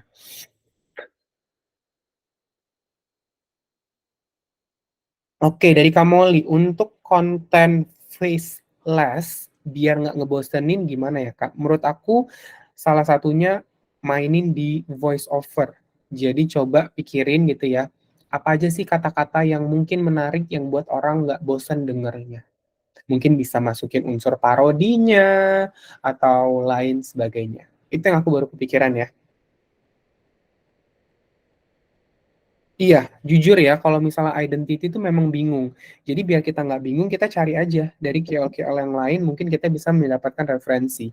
Jadi gini teman-teman, aku coba belajar juga. Jadi saat kita mendapatkan konten yang FYP, kita coba analisa apa hal yang kita lagi cari. Misalnya dari cara dia buat konten mungkin, karena kita mungkin mau upgrade kualitas konten kita, atau kita lagi mencari identity kita, atau ciri khas kita. Coba nih, oh iya nih konten FYP, oh iya, dia ternyata identitinya nge-highlight dari background keluarganya, kemudian dari mungkin sukunya gitu ya, atau mungkin dia unsur komedi, atau mungkin dia nge-highlight tentang bahasa-bahasa yang anak-anak 2000 pakai atau gunakan. Atau mungkin dia nge-highlight dari sisi mungkin konten-konten yang melo atau yang galau dan lain sebagainya. Nanti pokoknya biar teman-teman, karena gini, kadang kita memang harus mencari referensi dari orang lain dulu untuk akhirnya ke-trigger kita mendapatkan identity tersebut. Jadi nggak ada masalah. Yang kita ketahui kan ada juga yang namanya ATM ya, amati, tiru, dan modifikasi. Nah itu teman-teman boleh lakukan. Belum ngantuk Kak, oke. Konten aku masak Kak, dan belum pede kasih voice over. Oke, nggak apa-apa. Dan kalau identity itu memang gini ya, sometimes ini agak-agak curhat dikit ya. Sometimes orang-orang yang kalian temui di sosial media yang udah punya identity, yang kalian ngerasa kayak dia tuh udah ngena banget di hati kalian. Sometimes tuh dia hanya berakting doang. Bisa jadi karena itu yang disukai sama audiensnya, karena dia nggak tahu lagi mau seperti apa, ya atau memang dia suka berperan seperti itu. Jadi apa yang bisa di-highlight, identity itu bisa kita jalankan karena kita nyaman atau memang tuntutan skenario. Jadi nanti dikembalikan ke teman-teman sekalian ya. Jadi nanti carilah memang yang paling teman-teman nyaman untuk lakukan, teman-teman paling cocok. Kalau ternyata teman-teman ya cocoknya tidak berperan atau tidak memiliki skenario beneran sesuai dengan apa teman-teman hari ini adanya, ya nggak apa-apa buat. Pelan-pelan ya. Namanya menjadi QL tuh pelan-pelan banget teman-teman. Kita harus tahu step by step-nya. Kita baru mulai menjadi content creator, mungkin step yang kita lakukan pertama mungkin oh iya kita barter value dulu, oh iya mungkin red card kita 100.000 dulu, nanti akhirnya sampai 1 juta, 10 juta dan lain sebagainya. Jadi apa yang membuat kita bisa menjadi QL yang sukses, yang paling penting konsisten, evaluasi, itu adalah poin yang paling penting untuk menjadi content creator. Dan jangan merasa jadi content creator itu instan ya teman-teman. Jangan pernah beli followers, kalau yang beli followers bertobatlah gitu ya. Pokoknya lakukan secara organik dan percayalah semua memang ada usahanya. Untuk aku berani ngomong ke teman-teman sekalian, aku mulai dari 2017 ya. Jadi aku nggak, sebenarnya gini, aku nggak pede ngebahas kelas QOL karena pengalaman aku hanya dari sisi manajer QOL. Jadi aku menjadi manajer QOL itu dari 2019 secara eksklusif. Dan aku nggak pernah jadi QL-nya. Baru aku mulai menjadi content creator itu dari November itu tuh. November 2022 di LinkedIn, tapi on off. Terus aku mulai lagi di TikTok di Maret 2023 tuh juga on off. Jadi barulah sekarang aku pede untuk ngasih materi kayak gini ke teman-teman. Jadi kebayangkan, nggak ada yang instan, dan aku pun nge-share hal ini tuh nge-share hal ini tuh ya dalam periode pengalaman yang lama gitu. Dan kalau misalnya teman-teman perhatikan, aku nggak pernah buat kelas QL, ini baru pertama kali, karena biasa aku buat kelas tuh khusus buat QL spesialis gitu. Karena aku kayak mencari pengalaman dulu, terus aku ngerasa kayak oh iya ini kayak udah waktunya deh, karena di sini tugas aku bukan memberikan banyak pengalaman, tapi aku juga pengen tahu dan belajar dari teman-teman sekalian gitu. Kak, boleh bahas tentang mutualan nggak? Secara garis besar, boleh atau enggak? Kalau boleh ya kayak gimana ya, Kak? Maksudnya gimana tuh, Kak Kalimi? Iya, jadi identity itu sebenarnya bisa macam-macam ya teman-teman. Misalnya teman-teman personanya, bisa sampai buat kontennya, bisa sampai signature kontennya. Jadi identity pokoknya ciri khas dari teman-teman yang teman-teman pengen tonjoli, dan akhirnya di situ membuat teman-teman berbeda dengan KL-KL pada umumnya. Bisa dari bagaimana personality teman-teman, atau mungkin jenis konten yang teman-teman buat, atau dari cara penyampaian teman-teman, atau cara dari teman-teman membuat konten, atau lain sebagainya. Jadi kayak contoh-contoh yang tadi. Misalnya contoh gitu yang mungkin yang aku selalu terngiang-ngiang, misalnya contoh dosen kecantikan. Dari namanya aja dia udah punya identity ya, bahwa dia adalah seorang dosen yang fokus kepada kecantikan. Dan konten-konten dia memang membahas seolah-olah kita sedang kuliah. Ada skripsi lah, ada mahasiswa lah, ada ngulang lah. Kemudian dia belakangan ini mulai menyampaikan dengan gaya-gaya bahasa seperti percintaan. Misalnya di PHP-in lah, di ghosting lah, main dating app lah, dan lain sebagainya. Jadi kalau kita lihat identity dari dosen kecantikan itu apa? Pertama, dia nonjolin bahwa dia mau bahas apapun yang relate ke beauty. Beauty, skincare, pokoknya yang berhubungan dengan kecantikan. Dan dia mau kemasnya itu seolah-olah dia sebagai dosen dan kita adalah mahasiswa. Jadi dia nanti akan membawa gaya-gaya bahasa atau vocabulary yang relate ke mahasiswa. SKS, kuliah malam gitu ya. Kemudian absen, titip absen, dan lain sebagainya. Dan kemudian dia nambah lagi nih sekarang, dia nambahin tentang message-message seputar dunia percintaan. Misalnya di ghosting, ngedate, dating app, dan lain sebagainya. Itu yang menurut aku termasuk identity. Intinya ciri khas apa sih yang teman-teman mau highlight? Nggak apa-apa kalau ternyata ciri khasnya tuh belum terlalu kelihatan, pelan-pelan aja. Karena namanya content creator tuh biasanya yang aku perhatiin, content creator tuh juga berproses. Nggak kujuk-kujuk, misalnya si Iben ya, nggak ujuk-ujuk Iben langsung bagi-bagi 20 juta, 30 juta. Pasti dia pelan-pelan ya prosesnya. Mungkin dulu-dulu dia cuma bagi 500.000 doang. Sekarang udah seperti apa. Terus kemudian identity-nya dia juga nge-highlight. Kalau di Instagram dia mungkin nge-highlight tentang activity lain. Mungkin seputar lifestyle dia atau lain sebagainya. Jadi ya, content creator tuh berproses sebagai manusia juga. Yang awalnya kita mungkin sekarang masih merangkak. Terus nanti kita coba pelan-pelan berdiri. Dan akhirnya kita bisa berjalan terus berlari. Jadi menarik banget kalau misalnya kita ngelihat QL cuman fokusnya adalah seperti red card, kita rugi banget sih. Karena di saat kita menjadi QL, kita akhirnya kenal diri kita bahwa kita banyak mau tapi kita nggak ada effort gitu ya. Atau kita sudah banyak usaha tapi ternyata kita kurang evaluasi. Atau ternyata kita terlalu minder, kita terlalu nge-compare diri kita dengan QL lain. Padahal nggak boleh. Kita harus membandingkan diri kita yang sekarang dengan yang sebelumnya. Jadi pokoknya relate-kan saja kegiatan-kegiatan yang biasanya dilakukan dalam kehidupan sehari-hari itu relate ke dunia QOL. Hal itu yang aku lakukan juga saat aku kerja sama klien, bahwa aku tahu kalau aku ketemu orang pun pasti ada orang yang nggak sopan. Begitu juga dengan klien, pasti ada juga klien yang nggak sopan. Ya udah, kalau dia nggak sopan, kita jangan nggak sopan juga.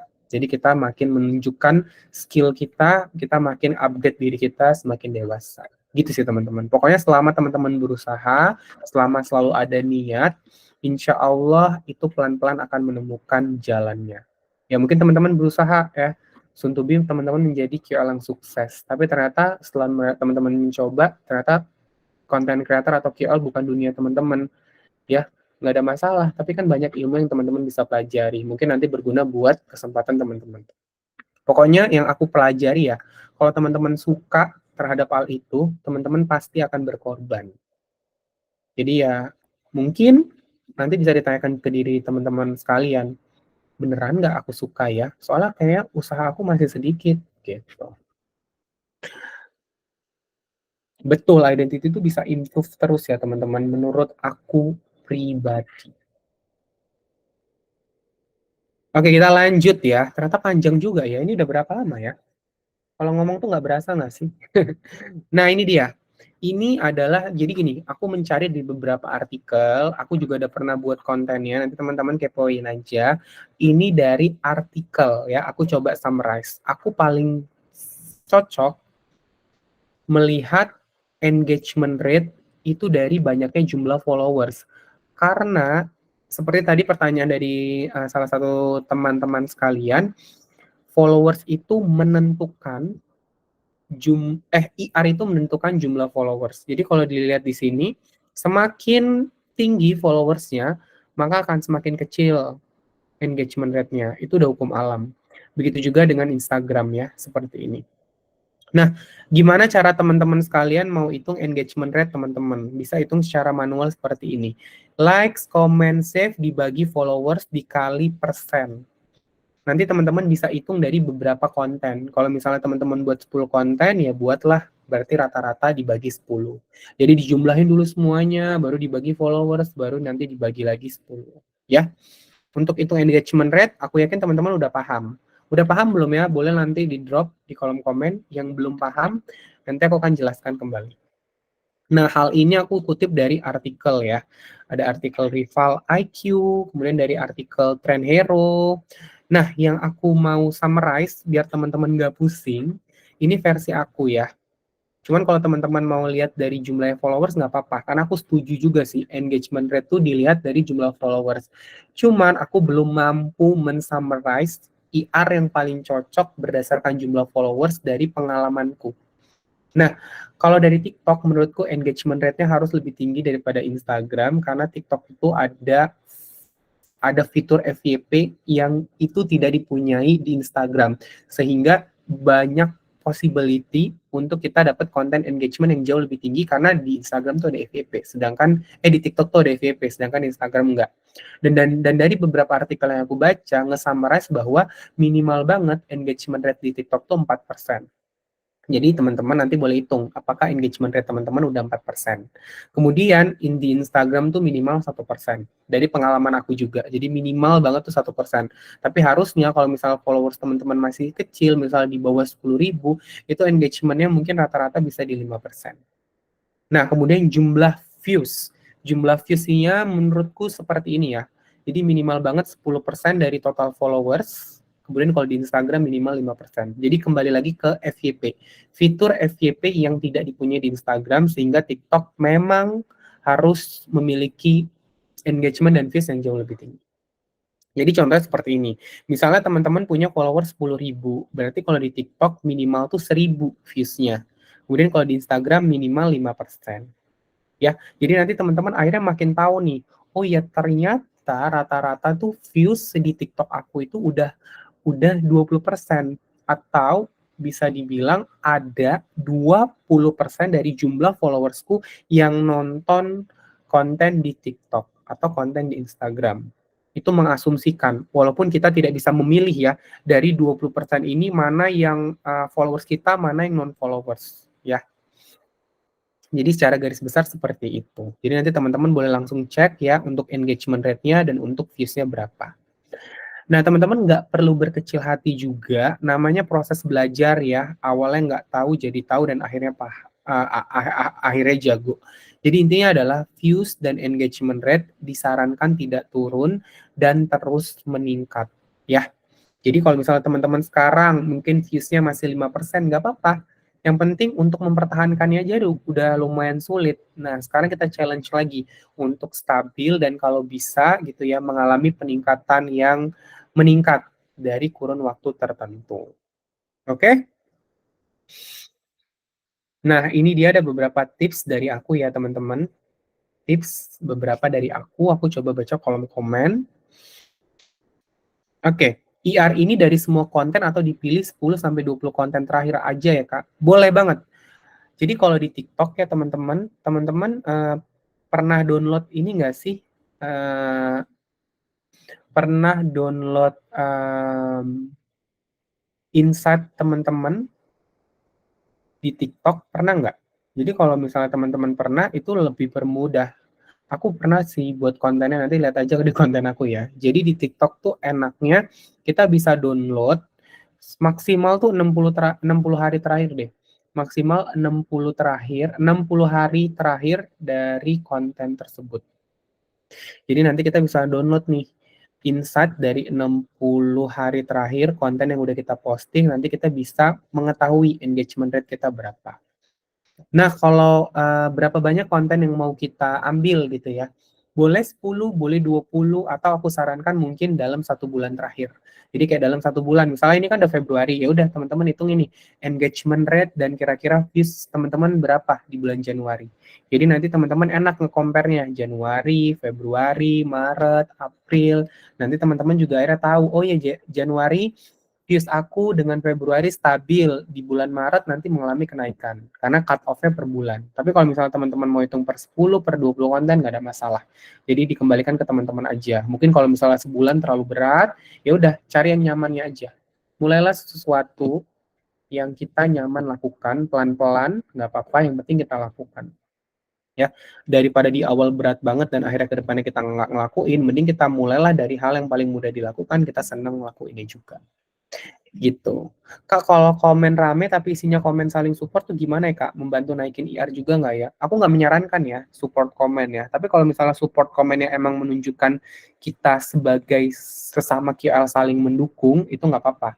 Tapi kalau support komennya seolah-olah menunjukkan bahwa QL itu pakai produk kita atau suka produk kita, itu menurutku agak pembohongan ya. Jadi kalau menurut aku nggak ada masalah kalau kita mau support komen, asalkan support komen benar-benar nunjukin bahwa kita support QL-nya. Misalnya dengan komen, "Semangat ya Kak buat kontennya," gitu ya. "Lancar ya Kak buat kontennya, fighting," itu nggak ada masalah. Tapi kalau kita bilang, "Wah kayaknya enak nih produknya," padahal itu kayak cuman support komen doang gitu loh. Maksud aku terlalu terlalu nggak jujur, aku menghindari hal itu. Nah, kalau misalnya support komennya kayak gitu nggak ada masalah, tapi ya kalau komen tuh sebenarnya nggak ini ya, nggak terlalu berpengaruh signifikan sekali, ya. Karena normal banget, biasanya biasanya nih ya rata-rata ya, secara normal tuh pasti views akan lebih tinggi daripada likes gitu ya. Kemudian, tunggu bentar, komen akan lebih rendah dari jumlah likes, likes akan lebih tinggi dari jumlah komen, tapi akan lebih rendah dari jumlah views, ya kan. Jadi kalau grafiknya tuh paling tinggi tuh views, likes, komen, baru ya kemudian nanti save sama komen biasanya akan naik turun ya jumlahnya. Tapi secara garis besar pasti views akan lebih tinggi, kedua likes, baru ketiga komen gitu. Jadi kalau misalnya kamu ngandelin dari komen, menurutku itu akan kelihatan banget kalau komennya nggak organik. Ya, jadi mending kalau menurut aku coba buat konten yang lebih organik, jadi nanti kita sendiri sebagai KOL bisa menilai, oh ya ternyata konten aku sudah se-impactful ini ya, yang dilakukan secara organik. Tapi kalau misalnya mau saling komen nggak ada masalah, tapi komennya beneran the real support ya, komen yang beneran support, seperti kayak support komen ya harusnya memberikan support, bukan kayak bilangnya, enak, wah aku pengen cobain, padahal sebenarnya itu adalah support komen, itu kan agak berbohong ya.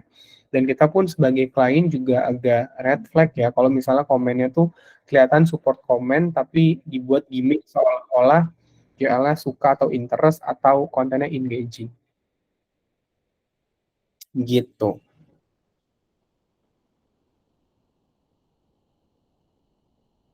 Iya, biasanya klien akan menghindari sih, klien akan menghindari KOL-KOL yang support komen, gitu. Karena tidak organik, karena kita pengen cari yang organik. Kalau itu kan udah di skenario ya, jadi nanti dari klien sebenarnya nggak tahu real angkanya berapa. Cuman ada juga klien yang tidak melihat secara detail, ya. Kalau aku sebagai klien biasanya aku akan ngecek secara detail sampai ke komen-komennya, mana yang support komen dan support komennya nggak real support komen, biasanya aku nggak akan ajak kerja sama, gitu. Karena menurut aku kontennya tuh nggak organik, jadi kita nggak tahu real angkanya berapa. Jadi kita nggak beneran tahu seberapa ngefek sih konten ini secara angka yang benerannya tanpa gimmick, tanpa support, gitu. Karena kan pada dasarnya kita mau buat campaign, kita pengen menganalisa ini campaign-nya seberapa works. Nah, gimana kita tahu ini campaign-nya works padahal di situ udah ada rekayasanya. Gitu sih.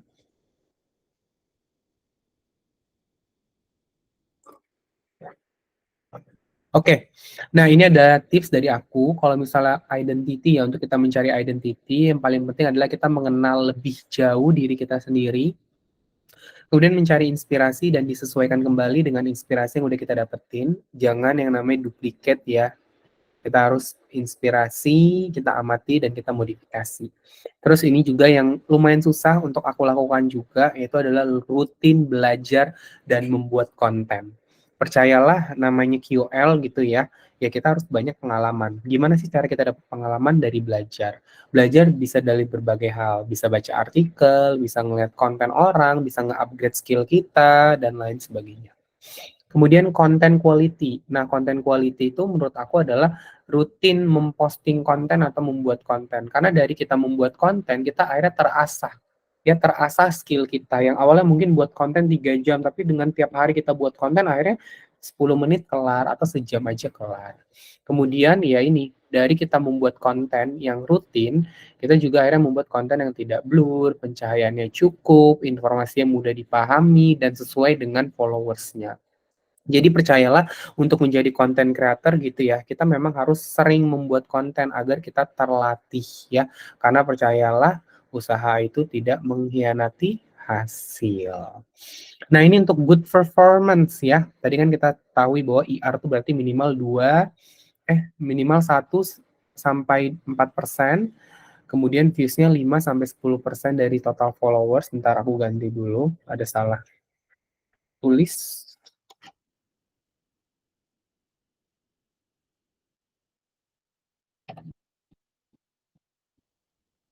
Kemudian views ini rutin memposting. Bentar ya.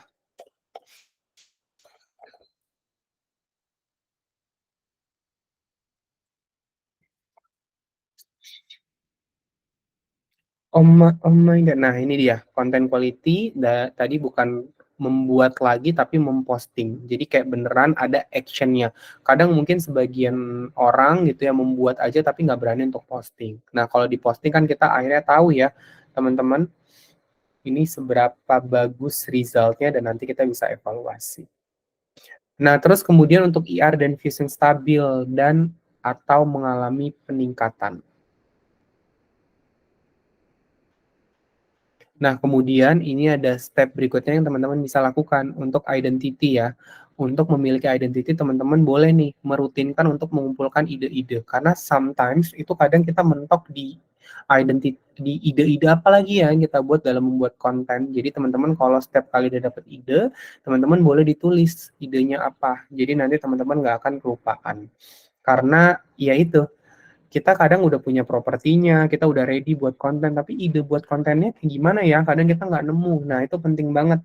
Jadi kita tulis idenya. Kalau misalnya teman-teman ketemu di FYP lah gitu ya, ada yang menginspirasi teman-teman, coba ditulis idenya. Jadi nanti kalau mau proses syuting, teman-teman udah nggak bingung lagi mencari ide karena idenya udah dikumpulin.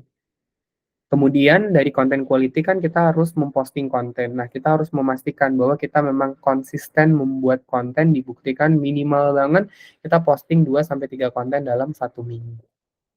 Kemudian untuk mengetahui gitu ya, untuk mengetahui bahwa konten ini bagus apa enggak, kita harus sering sering menganalisa kontennya. Jadi kita bisa menilai, "Oh iya ini kurangnya di mana ya?" Atau, "Ini bagusnya karena apa ya?"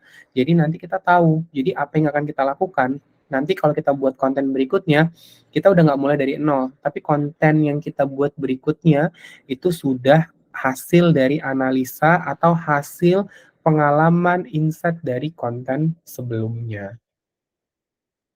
Nah, kalau bagus nggak ya, kalau posting konten tiap hari itu kembali lagi ke followers-nya ya. Kalau aku dulu memang buat kontennya tuh setiap hari, ya, tapi akhirnya aku ngerasa kayak terlalu berat di aku, jadi aku mutusin untuk 2 sampai 3 hari, ya.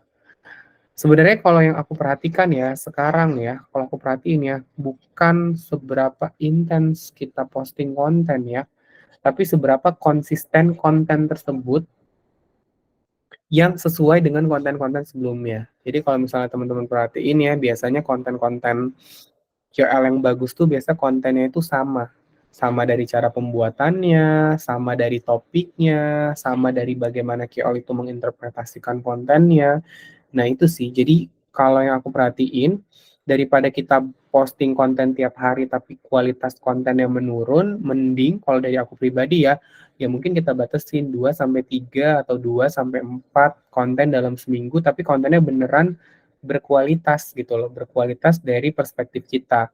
Mungkin udah mulai cari identitinya, kemudian kontennya juga dari visualnya udah bagus, message-nya udah bagus, jadi pelan-pelan kita memang membuat konten yang berkualitas versi kita, walaupun jumlahnya nggak banyak gitu ya, tapi sudah oke gitu, daripada kita terus buat konten, terlalu dipaksakan tiap hari menurut aku, dan akhirnya kita yang penting asal posting. Nah, menurut aku kan itu kurang bagus. Itu sih yang aku perhatikan ya. Coba kalau dari teman-teman yang lain gimana? Nah, itu dia materinya. Kita boleh langsung Q&A dan curhat session. Teman-teman kalau ada yang belum dijawab pertanyaannya boleh ya. Jadi nanti untuk seputar red card, punten banget kita bahas di pertemuan keempat ya. Sama aku mungkin coba catat dulu ya bahasan yang aku mau bahas di minggu depan. Tentang barter ya, tentang barter dan MOU. Benar nggak sih tentang barter dan MOU?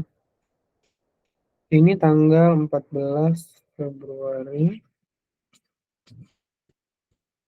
Tentang barter value juga sebenarnya kontennya aku udah pernah buat, nanti coba dicek-cek aja ya.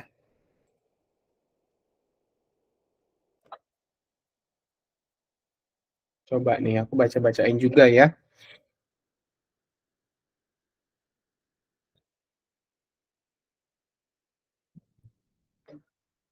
Klien biasanya suka video yang berapa detik ya Kak durasinya, apa singkat atau lebih dari 1 menit. Oke, jadi gini teman-teman, kalau aku pribadi, aku suka konten yang sesuai dengan personality QL-nya. Jadi ibaratnya sukanya enggak kita sama kontennya QL, kita nggak perlihatkan dari ada mukanya atau enggak, cantik atau enggak, durasinya pendek atau panjang, enggak. Yang kita lihat klien itu suka sama konten yang pertama, QL good attitude, content quality, kalau bisa ada identity-nya, dan yang ini yang sebenarnya wajib, QL harus good performance ya. Jadi kita biasa akan mencari QL yang performance-nya bagus. Tapi kalau misalnya QL ini performance-nya bagus dan rate-nya terlalu mahal pun, kita nggak akan aja kerjasama, karena kan kita punya budget. Tapi kalau misalnya idealnya berapa menit ya Kak durasi yang harus kita buat dalam kita membuat konten yang nanti ke depannya nanti klien tuh tinggal tap in aja ke konten kita. Minimal banget sih 1 menit ya, 1 menit lebih. Apalagi gini, apalagi kita ngeliat dari algoritma di Instagram, di TikTok juga menyarankan untuk buat video lebih dari 1 menit. Jadi mungkin teman-teman bisa membuat konten lebih dari 1 menit. Tapi kalau belum bisa nggak apa-apa, mulai dari 30 menit dulu aja, pelan-pelan nanti bisa sampai ke 1 menit. Gitu. Jadi kalau dilihat, kalau misalnya teman-teman kayak bingung banget, kayak seolah-olah nih teman-teman menjadi KOL yang sesuai dengan kriteria klien. Sebenarnya kalau yang tadi aku saranin tuh kan aku hanya memberikan tips-tips aja. Aku nggak ada kriteria tertentu yang harus teman-teman buat ya. Misalnya harus buat kontennya komedi kah, kemudian kontennya harus nggak nunjukin muka, enggak. Itu hanya secara general yang menurut aku klien-klien akan suka. Nanti semuanya dikembalikan ke teman-teman. Kalau aku pribadi, mendingan kita jadi diri kita sendiri dan akhirnya ada klien yang suka sama kita daripada kita menjadi seperti yang klien mau, ya kan? Benar nggak sih? Nih kalau misalnya teman-teman perhatikan ya, misalnya contoh Genta. Genta tuh nggak pernah kan harus dibuat konten yang nggak seperti Genta gitu ya. Atau mungkin yang aku pahami kayak tadi tuh Yoga Yoga Arizona. Yoga Arizona tuh menjadi diri dia, menjadi konten-konten seperti yang dia buat, menjadi Tasya. Jadi klien tuh tinggal tap in. Jadi yang aku perhatikan untuk menjadi KOL yang sukses, ya menurut aku ya KOL yang sukses adalah klien yang menyesuaikan briefnya atau campaign-nya dengan KOL. Jadi kalau misalnya KOL nih punya cara buat kontennya adalah tentang komedi, tentang sitkom, ya udah klien mencocokkan itu. Kayak misalnya Guf Perdana kan, nggak pernah kan dia diminta untuk membahas non zodiak, pasti klien akan menyesuaikan dengan personanya KOL-nya. Jadi kalau menurut aku, ya mungkin ya menurut aku pribadi ya, kesuksesan seorang KOL adalah saat dia menjadi diri dia sendiri dan ada tap in dan ada brand yang tap in. Jadi sekarang tuh bukan KOL yang harus menyesuaikan dengan briefnya klien, tapi kliennya yang harus menyesuaikan dengan personanya KOL gitu.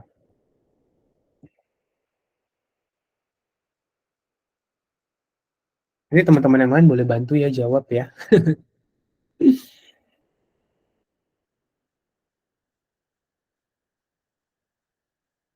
Bener, aku setuju banget dengan pernyataan Kak Jessica ini ya, Kak Jessica Juliawati. Tapi ya Kak, nggak jarang konten yang iseng naik banget, tapi yang kita bikin sepenuh hati malah anjlok, jadi bingung analisanya. Ya udah, berarti mungkin ke depannya kalau kita buat konten, kita harus buat konten dengan sudut pandang yang agak ngasal. Jadi mungkin kalau kita buat konten, berarti sekarang konten itu nggak boleh terlalu serius. Konten itu seolah-olah kita niat atau enggak buat kontennya. Seperti itu. Itu juga yang itu juga yang aku alami dulu tuh di zaman-zaman aku mulai TikTok. Mungkin aku mulai TikTok sekitar hampir 1 bulan, baru akhirnya ada satu konten aku yang FYP, dan itu bener-bener kontennya nggak niat. Kayak bener-bener kontennya ngasal. Nggak ada edukasi sama sekali. Ternyata naik. Begitu juga di Instagram. Kayak aku buat kontennya ngasal terus tiba-tiba naik banget. Jadi kayak bener-bener kayak yang aku pelajari adalah saat kita buat konten, kita harus membuat konten itu se-casual mungkin. Konten itu dibuat dari sudut pandang orang yang seolah-olah antara niat nggak niat buat konten. Karena pada dasarnya ternyata orang-orang tuh suka konten-konten yang terkesan tuh mungkin tidak terlalu baku, yang terkesan tuh tidak terlalu skrip. Jadi seolah-olah tuh ngena banget ke mereka. Karena mereka menyadari bahwa ini tuh kontennya tuh seolah-olah nggak menggurui, kontennya nggak menasehati, ini kontennya antara mau nggak mau diposting. Itu juga sih yang kadang aku perhatikan. Jadi setuju dengan Kak Jessica, jadi mungkin itu yang kita bisa pelajari. Oh iya, berarti nanti konten itu harus seperti ini. Dan gini ya teman-teman, pada dasarnya konten FYP itu akan muncul dari banyaknya konten yang nggak FYP. Jadi ya nggak apa-apa. Jadi kalau misalnya konten kita nggak FYP gitu ya, berarti ini adalah cara ya agar konten kedepannya bisa jadi FYP. Jadi nggak apa-apa. Dan gini, kadang tuh karena kita sudah terbiasa untuk membuat konten, jadi kalau konten kita ada FYP, nanti kedepannya kita udah nggak bingung lagi membuat konten setelah FYP. Karena sebelum-sebelumnya kita udah sering buat konten FYP. Karena banyak banyak mungkin orang-orang yang belum siap apa yang harus dia lakukan setelah konten dia FYP. Ya kan? Nah itu nggak apa-apa. Jadi itulah proses belajar. Dan kalau aku pribadi ya, mungkin untuk sekarang, aku fokusnya nggak pada views yang tinggi, aku fokusnya kepada aku sudah berhasil membuat konten. Itu dulu goals aku sekarang. Jadi nanti dikembalikan ke teman-teman ya. Jadi mungkin bisa dijadikan bahan renungan. Nah iya Kak, sering terjadi video behind the scene lebih naik dari hasil konten yang dibuat. Nah boleh tuh, berarti kan teman-teman udah tahu, oh ternyata kalau dari versinya teman-teman, konten yang menarik tuh konten behind the scene. Ya udah nggak apa-apa, teman-teman buat konten bagusnya, nanti setelahnya konten behind the scene. Berarti nanti teman-teman boleh tuh dikembangin behind the scene yang biar lebih ciamik, biar lebih menarik. Gitu. Yang penting kan teman-teman udah tahu ya. Yang penting teman-teman mungkin sudah pernah mendapatkan konten yang bagus gitu ya. Jadi teman-teman bisa mengevaluasi. Dan teman-teman akhirnya bisa nge-compare kan antara konten yang bagus dan konten yang kurang bagus. Kalau ada calon klien yang nawarin kerjasama tapi Samsek nggak nanya red card atau TNC, gimana bahasanya ya Kak, enak untuk kita kasih TNC dan red card. Oke, Kak Arde, jadi nanti kamu tinggal infoin aja. Oke Kak, untuk SOW seperti ini, berikut ya red card dan TNC kita. Gitu aja. Ini sama juga sih kayak kalau misalnya ada klien yang banyak mau untuk postingan yang barter. Nanti kamu tinggal bilang aja, oke Mas, Mbak, untuk barter ini karena requestnya A, B, C, D, F, G, aku nggak bisa kasih ya. Paling aku kena charge sesuai dengan red card aku seperti ini. Gitu. Jadi kita langsung tembak aja terus terang. Jangan kita kayak, aduh tunggu dia nanyain red card, nggak usah, kita tembak aja. Oke. Ini ya red cardnya sesuai dengan SOW ini, atau tembak aja, mohon maaf mau nanya, ini bentuk kerjasamanya seperti apa ya? Karena untuk sekarang aku open buat red card doang, kalau barter nggak terima. Gitu. Oke, dari Kak Cahya Rizky, iya betul Kak, aku sekarang nggak posting setiap hari, setelah evaluasi ketemu winning kontennya, setiap posting konten, view naik, followers naik, walaupun lagi libur posting, jadi rutin dijadwalin setiap bulan ada posting 2-3 kali winning konten. Wah, thank you Kak Cahya. Oh iya, ini juga yang aku perhatiin. Jadi aku di LinkedIn itu kemarin posting pas hari libur, ternyata kontennya tetap naik. Jadi sebenarnya kalau yang aku perhatiin memang kualitas dari konten kita sih, atau bukan kualitas kali ya, mungkin seberapa konten itu relate ke banyak audiens kita. Itu kali ya. Jadi mungkin iya kualitas iya, tapi kualitas yang dimaksud adalah bagaimana kita membuat konten yang berkualitas dengan konten itu mewakili perasaan-perasaan gundah gulana dari banyaknya followers kita. Kak, apa betul ada waktu tertentu buat posting biar FYP? Nah, gini teman-teman, algoritma TikTok tuh kan selalu berubah. Nanti teman-teman boleh googling, boleh search aja ya. Teman-teman nanti boleh cari tuh prime time ya, prime time TikTok gitu ya. TikTok prime time. Jadi teman-teman boleh kepoin. Setahu aku ya, dari KOL-KOL yang pernah aku kerja sama, biasanya tuh kalau TikTok mulai dari jam 5 ya. Nggak salah, mulai dari jam 5 sore atau jam 12 siang. Tapi aku lebih prefer jam 5 sore ya. Mulai dari jam 5 sore, kayak gitu. Ngalamin konten yang hapus tag brand sesuai permintaan brand malah bikin sepi. Oke, oke. Oh iya, ini teman-teman yang aku perhatiin ya. Teman-teman coba mulai untuk live. Karena ini yang aku dapetin dari beberapa KOL, live itu ngebantu naikin followers dan ngebantu naikin views. Jadi cobalah untuk live. Siapa yang udah live, coba gimana? Benar nggak sih setelah live tuh ya biasanya setelah live pasti ada kenaikan followers dan biasanya didukung dengan kenaikan views dari konten-konten kita terakhir. Sama ini juga teman-teman yang aku pelajari. Jadi kalau misalnya teman-teman setelah teman-teman posting nih di TikTok ya, coba teman-teman balesin komen gitu. Dan kalau bisa juga kalau ada orang yang komen tuh teman-teman langsung balesin karena biasanya akan memungkinkan untuk konten itu disebar lebih banyak karena dilihat bahwa oh ya ini tuh KOL-nya tuh responsif, ada interaksi di kolom komennya nggak hanya satu arah gitu. Itu yang kadang aku juga perhatiin sih. Jadi kalau misalnya aku begitu posting, kadang aku langsung balas-balas di komen, atau kalau ada orang yang komen tuh aku langsung bales. Sama bantuin. Kadang kalau misalnya viewsnya sepi, kadang aku boost dengan aku buat live. Walaupun sekarang live-nya udah di-schedulein. Live-nya tiap hari Senin jam 9 malam di TikTok.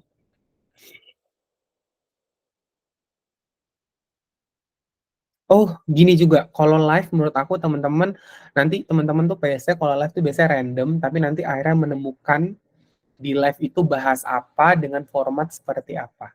Kalau aku sekarang tuh biasanya kalau live tuh ya udah nunjukin laptopku, nanti Q&A tanya jawab gitu. Nanti teman-teman bisa dikembalikan ke teman-teman.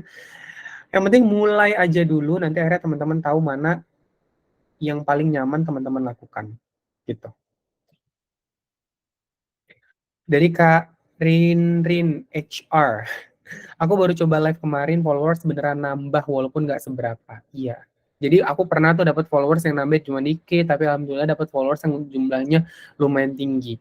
Kayaknya tuh ya kalau live itu bagusan tuh mulai jam 8 sih. Cuman aku nggak bisa live jam 8. Jadi aku mulai jam 9.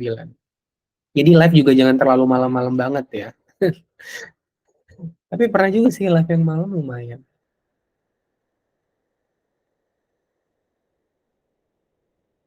Iya semangat ya, live aja ya, mungkin semangat. Kalau nggak pede nggak apa-apa, berarti sekarang belajar untuk pede ngomong ya. Berarti nanti kalau misalnya kita nggak pede live, berarti di live itu yang paling penting adalah skill komunikasi kita.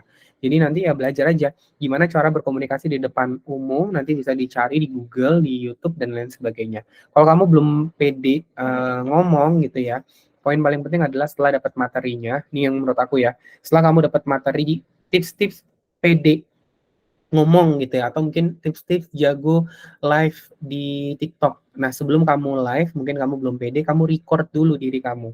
Jadi direkam dulu kayak misalnya 5 menit, baru nanti kamu evaluasi dari video itu. Oh, udah bagus kok, udah oke, udah keren. Oh, ada yang kurang sedikit-sedikit, ya udah. Baru nanti kamu hajar untuk buat live. Nah, yang kadang juga teman-teman aku sering nasihati ke aku tuh terkadang overthinking. Jadi kayak udah kamu mulai aja, jangan banyakkan mikir. Yang penting kamu udah tahu kan apa aja yang harus kamu persiapkan. Udah nggak usah banyak mikir, udah lakuin aja kita. Semangat semangat. Oke teman-teman, itu dia kali ya. Aduh, lama banget ya. Buset. 2 jam coy. Aku stop recordingnya dulu. Thank you so much untuk teman-teman yang udah join di live kali ini. Kita ketemu lagi di tanggal 28 Februari, if I'm not mistake. Di 28 Februari ya. Sampai ketemu di 28 Februari. Nanti kita akan ngobrol-ngobrol kembali. Bentar deh, aku sorry banget. Minggu depan, 28 Februari itu kita akan bahas menentukan red card. Sorry banget.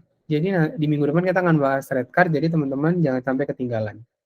Ya, 13 Maret kita mengeksekusi brief dari klien, 27 Maret kita mendapatkan banyak klien. Oke, jadi minggu depan kita udah bahas red card ya. Jadi ya udah yang ditunggu teman-teman udah sesuai dengan kemauannya. Lupa aku nggak lihat schedule. Oke, sama-sama. Bye-bye. Selamat istirahat. Thank you semua ya. Nanti ini materinya akan aku share di LinkedIn. Ini jangan lupa untuk kepoin LinkedIn aku. Bye-bye. Assalamualaikum warahmatullahi wabarakatuh. Sehat